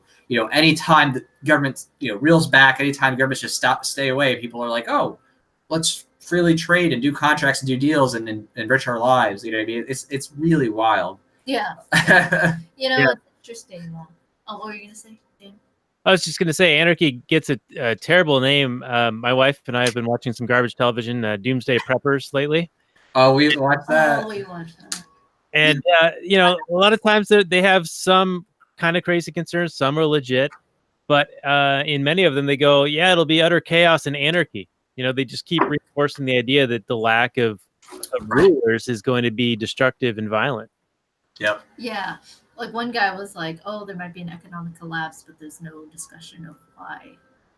Right, because there are no central planners to be responsible for the economy. Yeah. Although there was one, I mean, philosophically, it didn't say much, but there was one character that was like, they had a bunch of guns and a bunch of silver. Like, I just thought that was cool. It wasn't, didn't have a specific commentary. I think some of them definitely knew and had articulable reasons why they were doing what they're doing, but I'm pretty confident that the producers of the show did not want to cover that aspect. Yes. Yeah. I would agree with that. Anytime you're producing a tight little thing, you don't want to get into some of those uncomfortable issues. Right. You got to wait. Don't tell people about the Federal Reserve. That's a private bank. You don't need tell to make people. it as entertaining and appealing to as many people as possible. Right. Or you don't need to, but they want to. Yeah. We should probably wind this back towards Mother's Day or the Spider-Verse. The Spider Mothers. Talk about Mother's Day. This is my Mother's Day status. No. Well, we do try to keep this to about an hour, and so we're about at that time. And so we end with a final summary and review. And Robert, you want to start us off, and then we'll go bing bang, ladies first, and then to Jack. Sure. I'm identifying as a lady now because Spider-Man told me if I believe, I can be. So here I am. It's ma'am. It's ma'am now. Spider-Man. It's Spider-Man. Spider-Man. Well, I got to give props to our guest for bringing up a lot of the social justice-y, social Marxism type stuff. I didn't even me, that I'm super trained to it, attuned to see it all the time. Yeah. It kind of slipped past me. So I really do appreciate that. That said, this movie is beautiful. I think it tells a really nice story. It's an origin story, and I have issues with that. All of a sudden, Miles believes in himself, and then all of a sudden he's just the greatest Spider-Man of all time, and he's whipping around and beating up the Kingpin, no problem, and he's turning invisible all the time, and he's zapping people, and He can last in this as long as he believes. huge Yeah. black hole of time and space. Like he can maneuver around, but Spider-Man, the fit one. Yeah, he just Dies. became it. Yeah, I mean, he was a terrible Spider-Man. He was struggling the whole time, and then it's like he flipped the switch in his brain, and then all of a sudden he was amazing. And so that, yeah, I completely agree with you on that. That was, Yeah. I had an issue with that. Like all of a sudden at the very end, he's as awesome as he needs to be in order to beat the bad guys, and he can do it all by himself. He doesn't need the help of all these other Spider-Mans. Right. But the movie is a lot of fun, and I really did enjoy all of the, can't believe I'm going to say it, but the diversity, just because in the characters, I mean, I didn't care if there's a little Asian one and whatever. I don't care. Yeah. I mean, she was a cool character. I liked the Spider-Man Noir. I liked Spider-Ham. I like the nod to anime. Yeah, me too. I thought, and it's just beautiful and kinetic and amazing action, and they're really talented artists that went into making this movie, and I really tip my hat to all those amazing talented artists that made this movie. Even if, you know, maybe the director is some kind of dumb lefty guy that supports Antifa and cultural Marxist, and you know, that's why we're here. We're trying to counteract that, and we want to create things that equally inspire and counteract that dumbass bullshit. But it's still a great film, and I don't know, like, if now that you've said what you've said and kind of educated me on this, I appreciate that. If I had a kid, I would definitely, like Daniel said, I don't know if I'd let them watch it, especially not without me there in the room kind of talking and explaining things. So, but I can't give this anything less than like an 8.5 though. It's just too good. It's too beautiful. So that's that for me. Cool. Okay. Well, bang bang, ladies first. Sir. It's all right. I'll let you be elated today. It's ma'am again. I changed. Man. So, yeah, you know, for me, I guess in the beginning, I just really forgot about the movie because it's interesting. Even that is an example of what happens. You know, the things that you will remember consciously is the art, the aesthetic, the beauty. You know, I totally agree. Like it's very pretty art. 10 out of 10 on my end. Like I couldn't draw that right now. It's beautiful art, but when you start to analyze the underpinnings, like what's being seeded subconsciously, that's when I'm like, oh, that's when I have a problem. And so, you know, to me, this is just another example of needing to have philosophy and self-knowledge, being able to be aware and, you know, thinking critically about what ideas you're even thinking as you watch something, and trying to be more aware of things that are coming into your brain subconsciously, you know, and just like getting in the practice of that.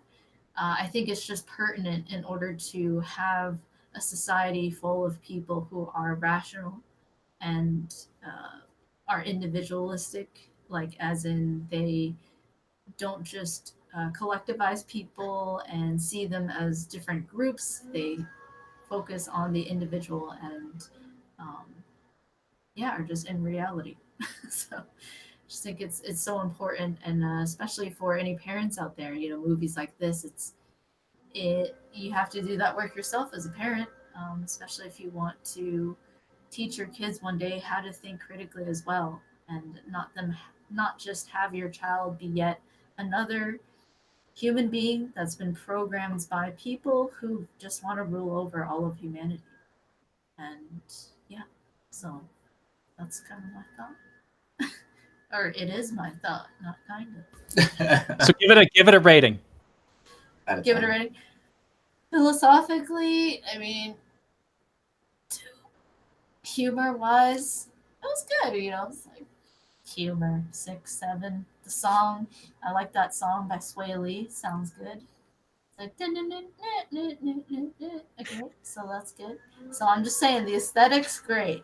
Philosophically, again, as with most things in that receive really high budgets. That's a very diverse score, Philosopher. Thank you. Oh goodness. All right, Jack. All right, What's your it's- summary and review?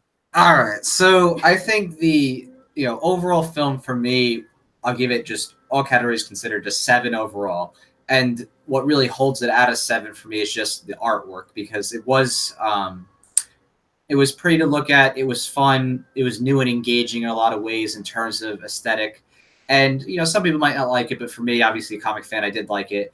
I did like the diversity of characters that they had in terms of bring in different kinds of cool, Spider-Man or she-males or whatever, Spider-Z's, no, whatever they were, from different dimensions. But I thought that was great. I thought it was a lot of fun for me. Like, that was very enjoyable. But again, the thing that holds it back from being a great film for me is the very clear philosophical underpinning message, and the lack of robust dialogue in terms of how they communicate with each other, the characters, and how they developed both their emotions and their thoughts throughout the film. It was, to me, it was very elementary.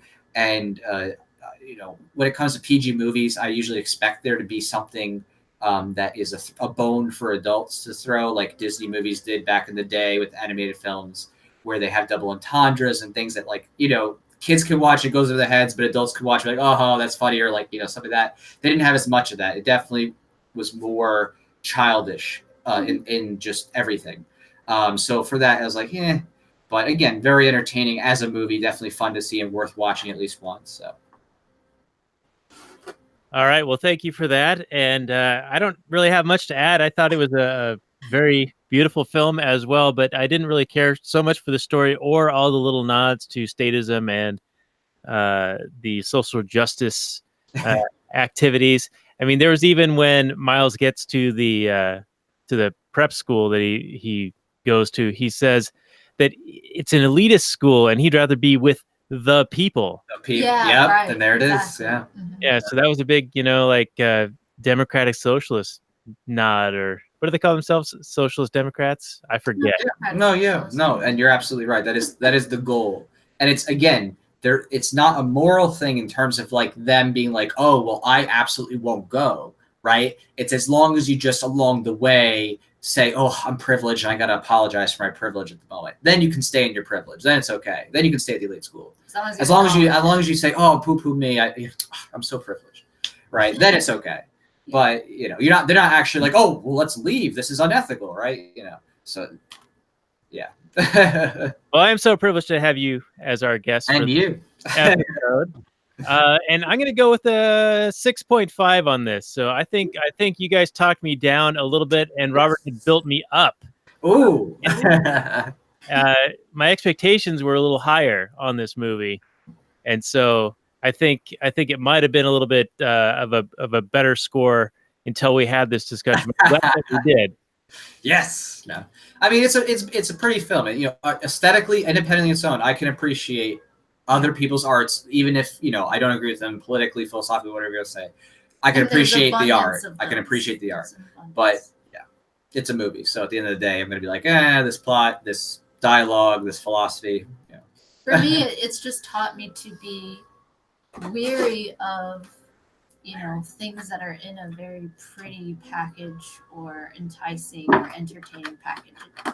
It really is important to question the motives of whoever is creating this thing that's before your eyes, because it always ties back to a human being until AI becomes like self-aware. AI movies. Until then, it will trace back to Till the Skynet, and yeah. Yeah. It'll trace back to humans, and it's always fascinating to me and sometimes just annoying to see what messages people are trying to just indoctrinate people to. But we are the counter propagandists, and we're trying to do the same thing, create culture artifacts that have our beliefs imbued in them of liberty, individual freedom, and consent, and nonviolence. So Right, and people can find that at thepholosopher.com and volcomic.com, and the links will be on our show notes page. And I hope you guys can stick around a little bit longer for some of our post-show content for our Patreon supporters. People can support us at Patreon,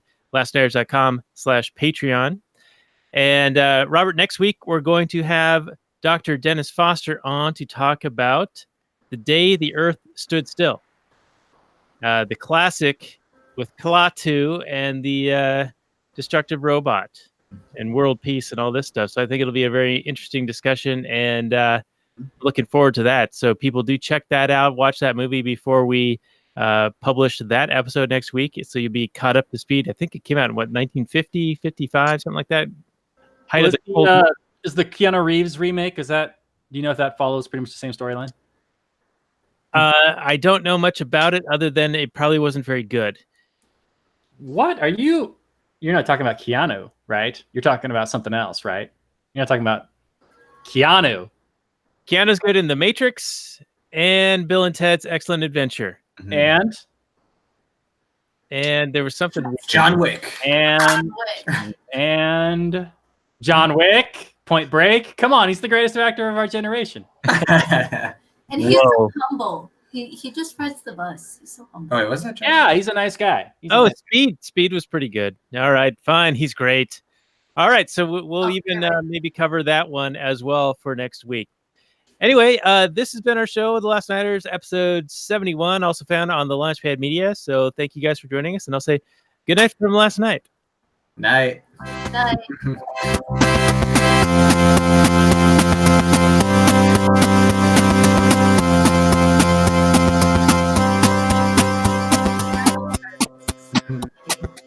Oh, no. I need some nice over-the-ear headphones like these guys have. Yeah. All right, so we're going to continue the Actual Anarchy podcast for just a few more minutes before we get into the Kathleen Turner Overdrive. It's super late for our guests, so I don't want to keep them too much longer. But Jack, they open this Into the Spider-Verse with the comic code, the seal, the symbol for the comic code. And I'm just curious if you could talk to that for a moment, and then also posit whether there should be potentially an AnCapistani version, and what would that entail?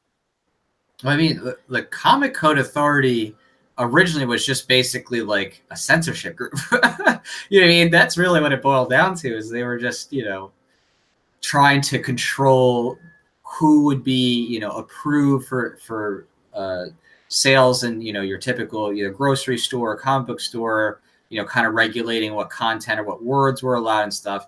And a lot of comic makers, of course, eventually just got tired of that. And that's why eventually, by the time 2000s were rolling around, most people had abandoned it. And then I think it was like 2011 that it went away. That basically, it was like, yeah, we don't need to ask your permission to make comics anymore. So like an MPAA board for comics, essentially? Essentially, that's my understanding of it. I mean, I read up a little bit about their history, and just recently I looked them up for something. I forgot what it was. Some discussion I was having with somebody. I had to look that up. It's like, oh, okay, do they still exist? And I think they went out of business 2011. But yeah, I mean, it's just basically a type of moral or ethical policing that was, private, but to me, it was kind of a silly thing. Now, of course, rating agencies could be separate in terms of like saying, oh, okay, this might be appropriate for a certain age group or something like that. It's definitely but the MPAA holds a lot of power, though, on that note. There's a good documentary on that. I forgot the exact name of it offhand, but basically in this documentary, they exposed it was just like a bunch of like random people like in this community coming together and watching a movie. It wasn't like they're like some special movie connoisseur people or like, critics or something like that. It was just like regular people coming together and watching a movie and be like, oh, okay, this should be R or not. Yeah.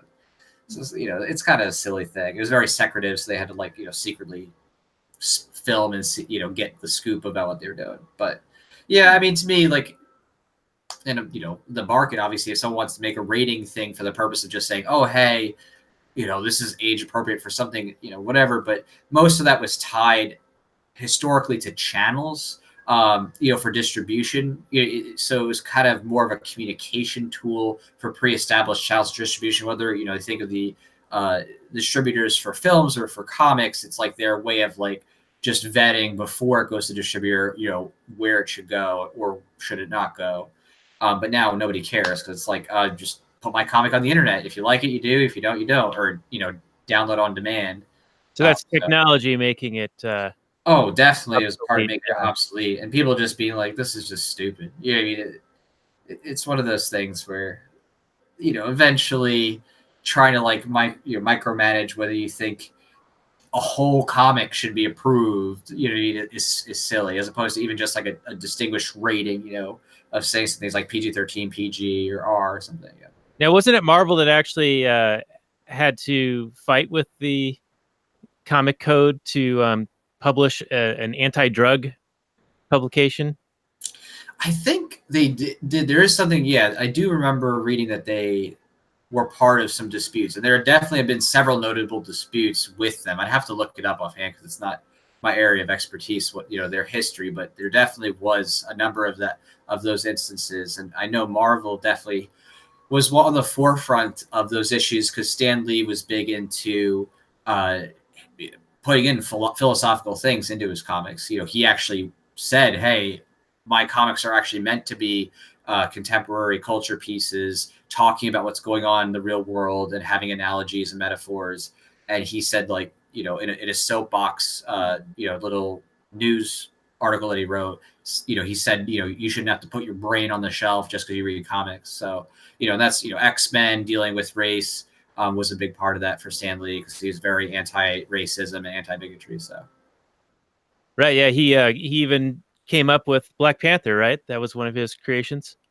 Right. And Luke Cage was even more of a commentary on basically racial tensions in the 70s that were really, coming to fruition, and becoming an even more, prominent social, movement on the heels of, Black rights empowerment with MLK and stuff like that. Yeah. All right. Well, interesting. Well, I just wanted to throw a little extra content, the actual Anarchy audience direction. So thank you for that. For what's the rest of our indulging me. Oh, of course. Yeah. I mean, I love talking about that stuff. Yeah, it definitely shows. And you guys are great. So thepholosopher.com and volcomic.com, Voluntarist Origins 3 will be the upcoming book. That should be out in the fall? Is that kind of the time frame? I pushed back everything on this one because after the last issue, having, I think as you remember, things didn't go as planned. The people I was working with, took forever, and I had to give them an ultimatum and say, let's get this done, because it doesn't matter. You know what I mean? I'm always good for the comics. I'm going to make it happen myself no matter what. But I realized after that instance that I'm like, okay, I need to have more wiggle room for time in case something does come up, because it's not like I'm not going to make it, it's going to get done no matter what. But I want to make sure I gave myself a little bit more leeway on both the artist end and also on the production end, because as I've been actually producing more pages and it's getting bigger, that's actually taking more time than in the past where I had fewer pages. So of course, turnaround time is a little bit shorter, and I've had to readjust that. So at this point, the goal is, I think it's listed at March 2020. So it's like a total 1 year window from when the comic starts. But, if I get it done earlier, I'm going to, get it done. But I do have built-in wiggle room just in case, because, that's the worst thing is like people feel frustrated, and rightly so, if like it doesn't come out when they were hoping it was. And I don't want that happening. I want people to get it when they expect it. So I, pushed out the expectation, and hopefully I'd rather, over deliver than under deliver, and make sure that everybody gets it on time. So either March or earlier, potentially in 2020. All right, that sounds great. We don't think that we can control everything. Right, yeah. I already know, I can only control what I control. The artists are out of our control. Right. Artists can be very flaky sometimes, and that's why I moved from working with artists one-on-one in the past, then went to a comic group, and now I'm with a new comic group that's actually local to me and near me in the area, in the state. And they manage the art team. Right, they manage the art team, so new level of accountability and new level of quality on the art. Costs more, unfortunately. But you get what you pay for when it comes to this stuff. So I had to bite the bullet and say, I got to be serious and really make sure the quality is up to par. It's a nice next evolution, I'd say. Yeah. Right, and you've got the Indiegogo campaign going on now for the next couple of weeks to get that funding for that higher quality product. So we'll have a link to that. Thank you for supporting. Well. So yeah. Yeah, definitely. So we're gonna close it down here and then get into potentially some Kathleen Turner overdrive. Robert, any final comments for our audience for Actual Anarchy episode 128? Thanks everybody for listening. Tune in next week for The Day the Earth Stood Still.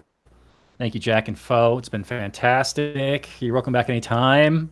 Got another comic book movie to talk about, or just want to rant about some cultural Marxism? Come on. Sure. Definitely can do that all day, every day. There's tons of that. Tons of movies. All right. Well, thank you guys. Target-rich environment. Yeah. It's true. And happy Mother's Day. Maximum freedom, everyone. Yeah. Happy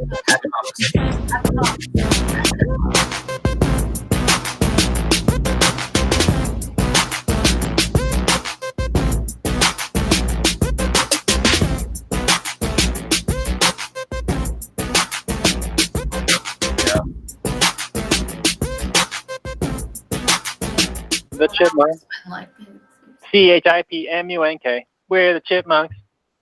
Guaranteed to brighten your day. Do do do do do do do do do do do do.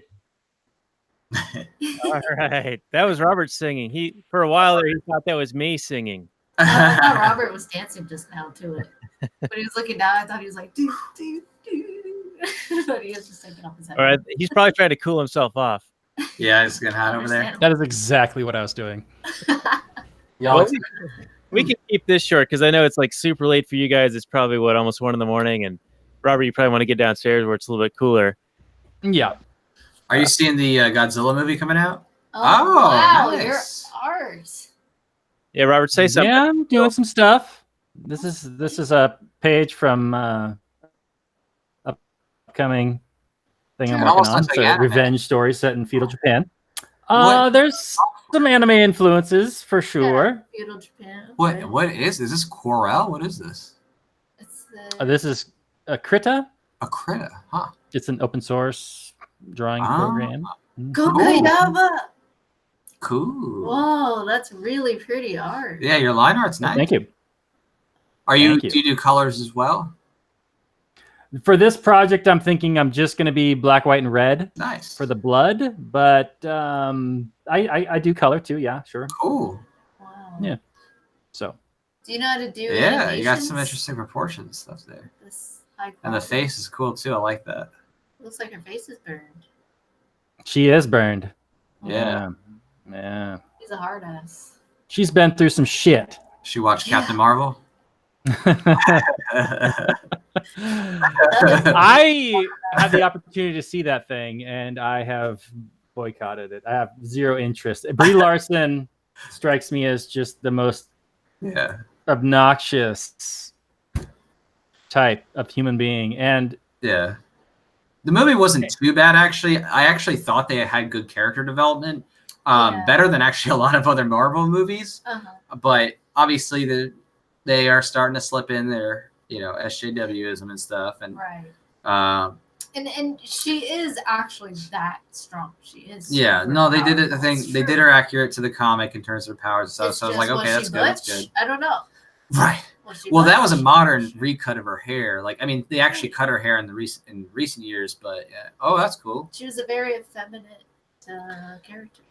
Yeah. every time I draw this character, she changes a little bit every time. So I haven't quite settled on a look for her just yet. Whoa. That's awesome. How long you been doing this type of artwork? Probably since about this year started. I mean, I've off and on been doing art my Yeah. whole life, but I've really Right. gotten back into it for the past five months or so. Are you using a drawing tablet? Yes, Cool. definitely. That has been responsible for Mm. a lot of my line work Right. being good. Like I used to have just this tablet that I'd Mhm. draw on and look up at the screen. Yeah. Nearly as good as being able to actually just Wow. go right to it. Do so you don't do pencils first and then trace them? You just go straight to digital? Straight dig. That's cool. Cool. That's awesome. Thank So you. got Merman, Murphy, Teddy. Home and Yeah, I've got a bunch of different things. What's that hentai folder you got there? That's some educational stuff. Yeah, education for research purposes. Just That's gotta right. understand how to draw the characters. For research It's for the only purposes. way. Well, it was a pleasure to see you again, Daniel, and to meet you, Robert. I've Yeah. only ever likewise. seen your caricature in the in the ad in the comics, so now you really look like your caricature. Oh, do I? Yeah. It captures your essence. Oh, Did yeah. you draw that, by the way, with your art skills? Which one? The ad you had for actual Anarchy in the Voluntaries comic. Remind me, which one are we talking about? Because I didn't do the Oh, Spaceman one. I did the one before that. This movie theater one? The movie theater one. Yeah. yeah, I'm thinking of the movie theater one where you guys are. That's really good. Wow. Thank you. Have you watched tutorials or something to like train yourself along the way? You just kind of like go with it and draw. Well, I've always been into comic books, and then it just, yeah, I mean, I use some references, but most of the time I just picture in my mind what I want to do and do it. Have you finished with doing any prints yet? Like, have you actually like taken your art and like printed out into something? Like a comic book? Comic book or just a Or just single like a sheet or art anything? Like, have you ever piece, like, yeah. you know, art, like create an art piece like with comic style, like, you know, Wow, framed it you or have something? a knack. It's really good. Yeah, some cool. Like not lately, like a long time ago. Yeah. Cool. Yeah. Let me find some stuff. Like this is from a different story. Yeah. Wow. Let me see. You have some talent for sure. Mm-hmm. Thank you. Mhm. Anyway, we can talk about other stuff. We don't have to talk about that. Did Daniel leave us? Yeah, did he leave us? I don't know. I just saw. I just see his thing. No, I'm still here. You see my thing. I see Yeah. his thing. I see. So What that's a logo that Robert made for our show. Cool. What? That's so cool. That's awesome. Wow. Yeah, that is cool. I do like how you did that aesthetic. It's like I'm just thinking like we I want can do better. It's pretty good. I don't know. It works for now.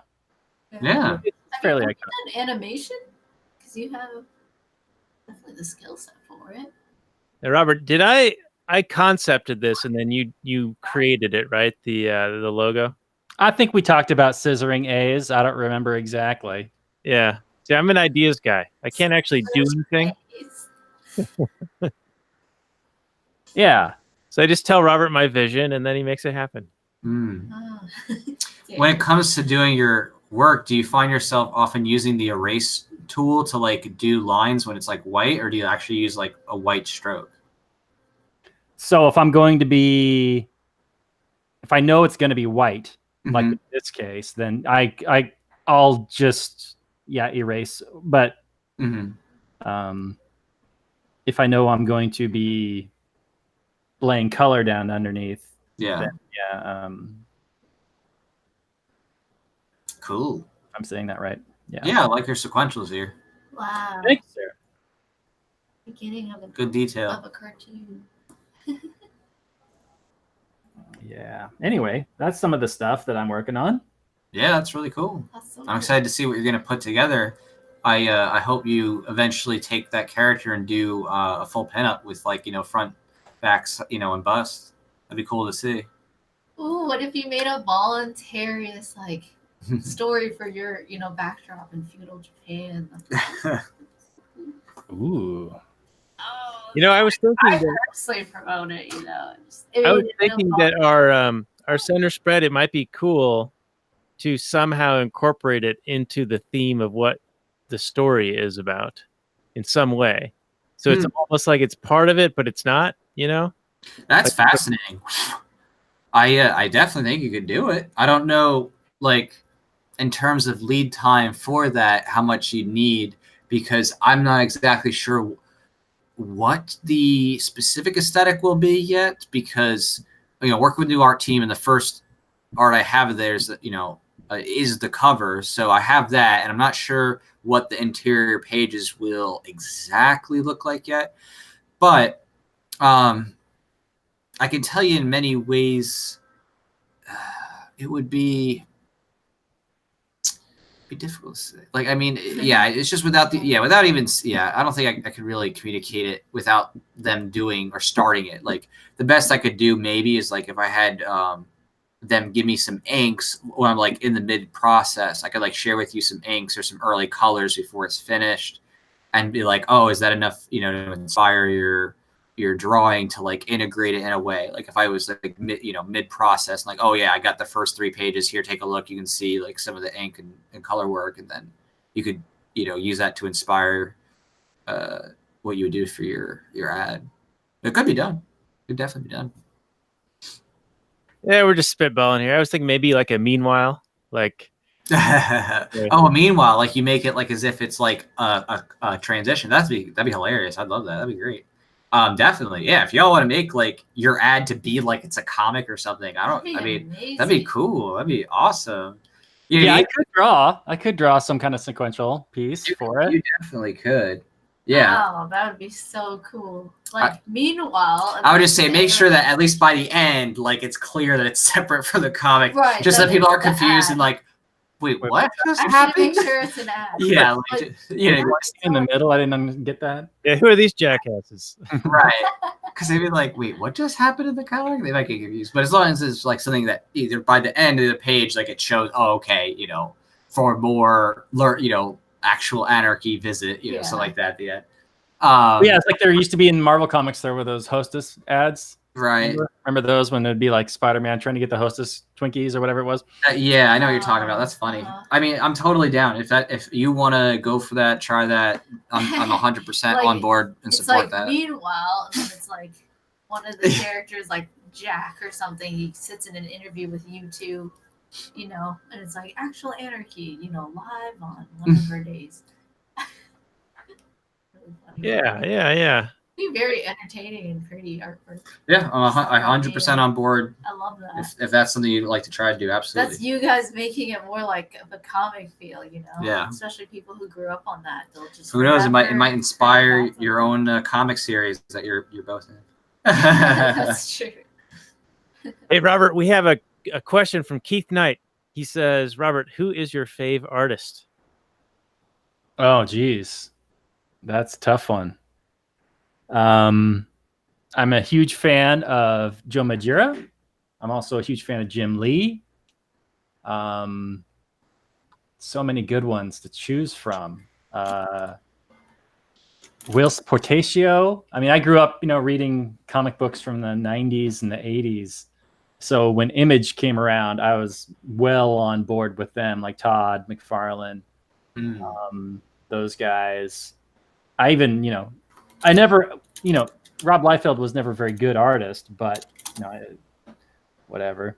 I liked Invincible from Image. Yeah, that's a good series. Yeah. Old Frank Miller was really good. I really like Sin City Frank Miller. Later on, not so much. I mean, when he puts a lot of effort into it, it's good stuff, but otherwise not so much. I don't know. There's just so many good ones.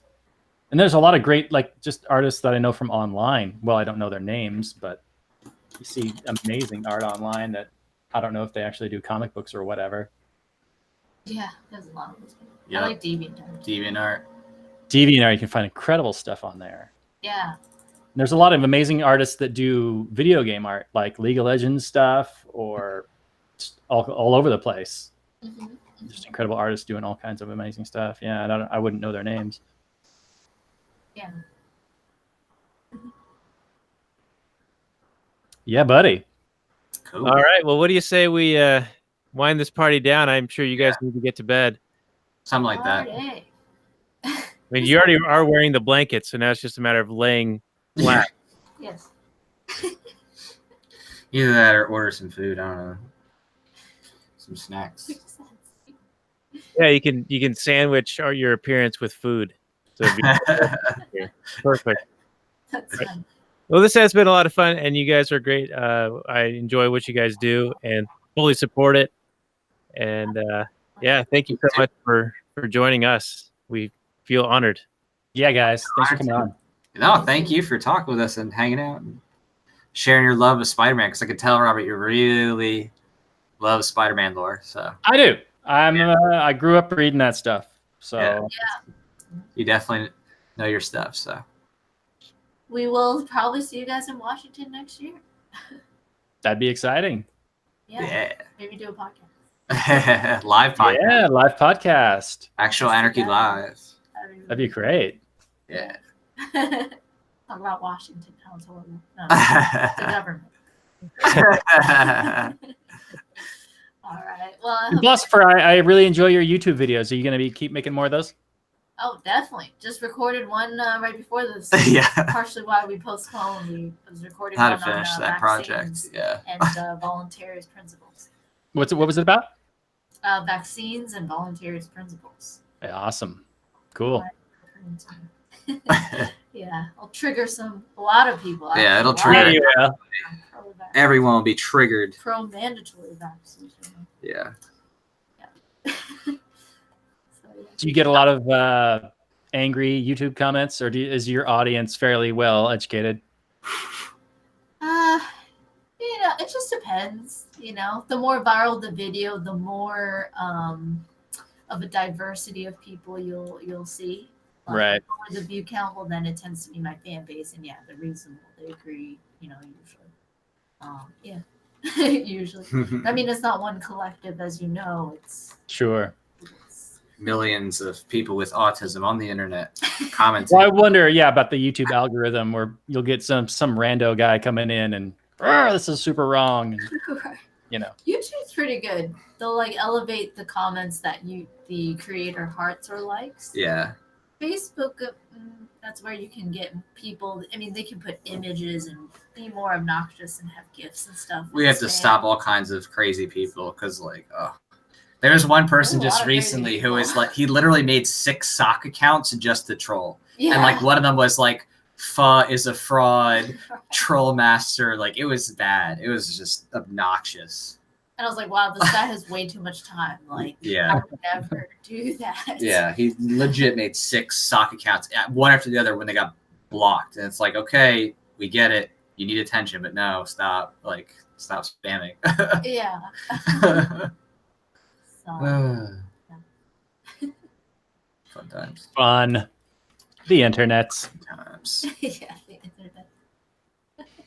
All right, y'all. We'll talk to y'all later. Have a good night. Yeah, likewise. Bye, Robert. Bye, Bye, Robert. Daniel. Bye, Daniel. Bye, Bo. Bye, Jack. guys. Bye, Patreon supporters and YouTubers. Good night, everyone. Good night, all. Take care.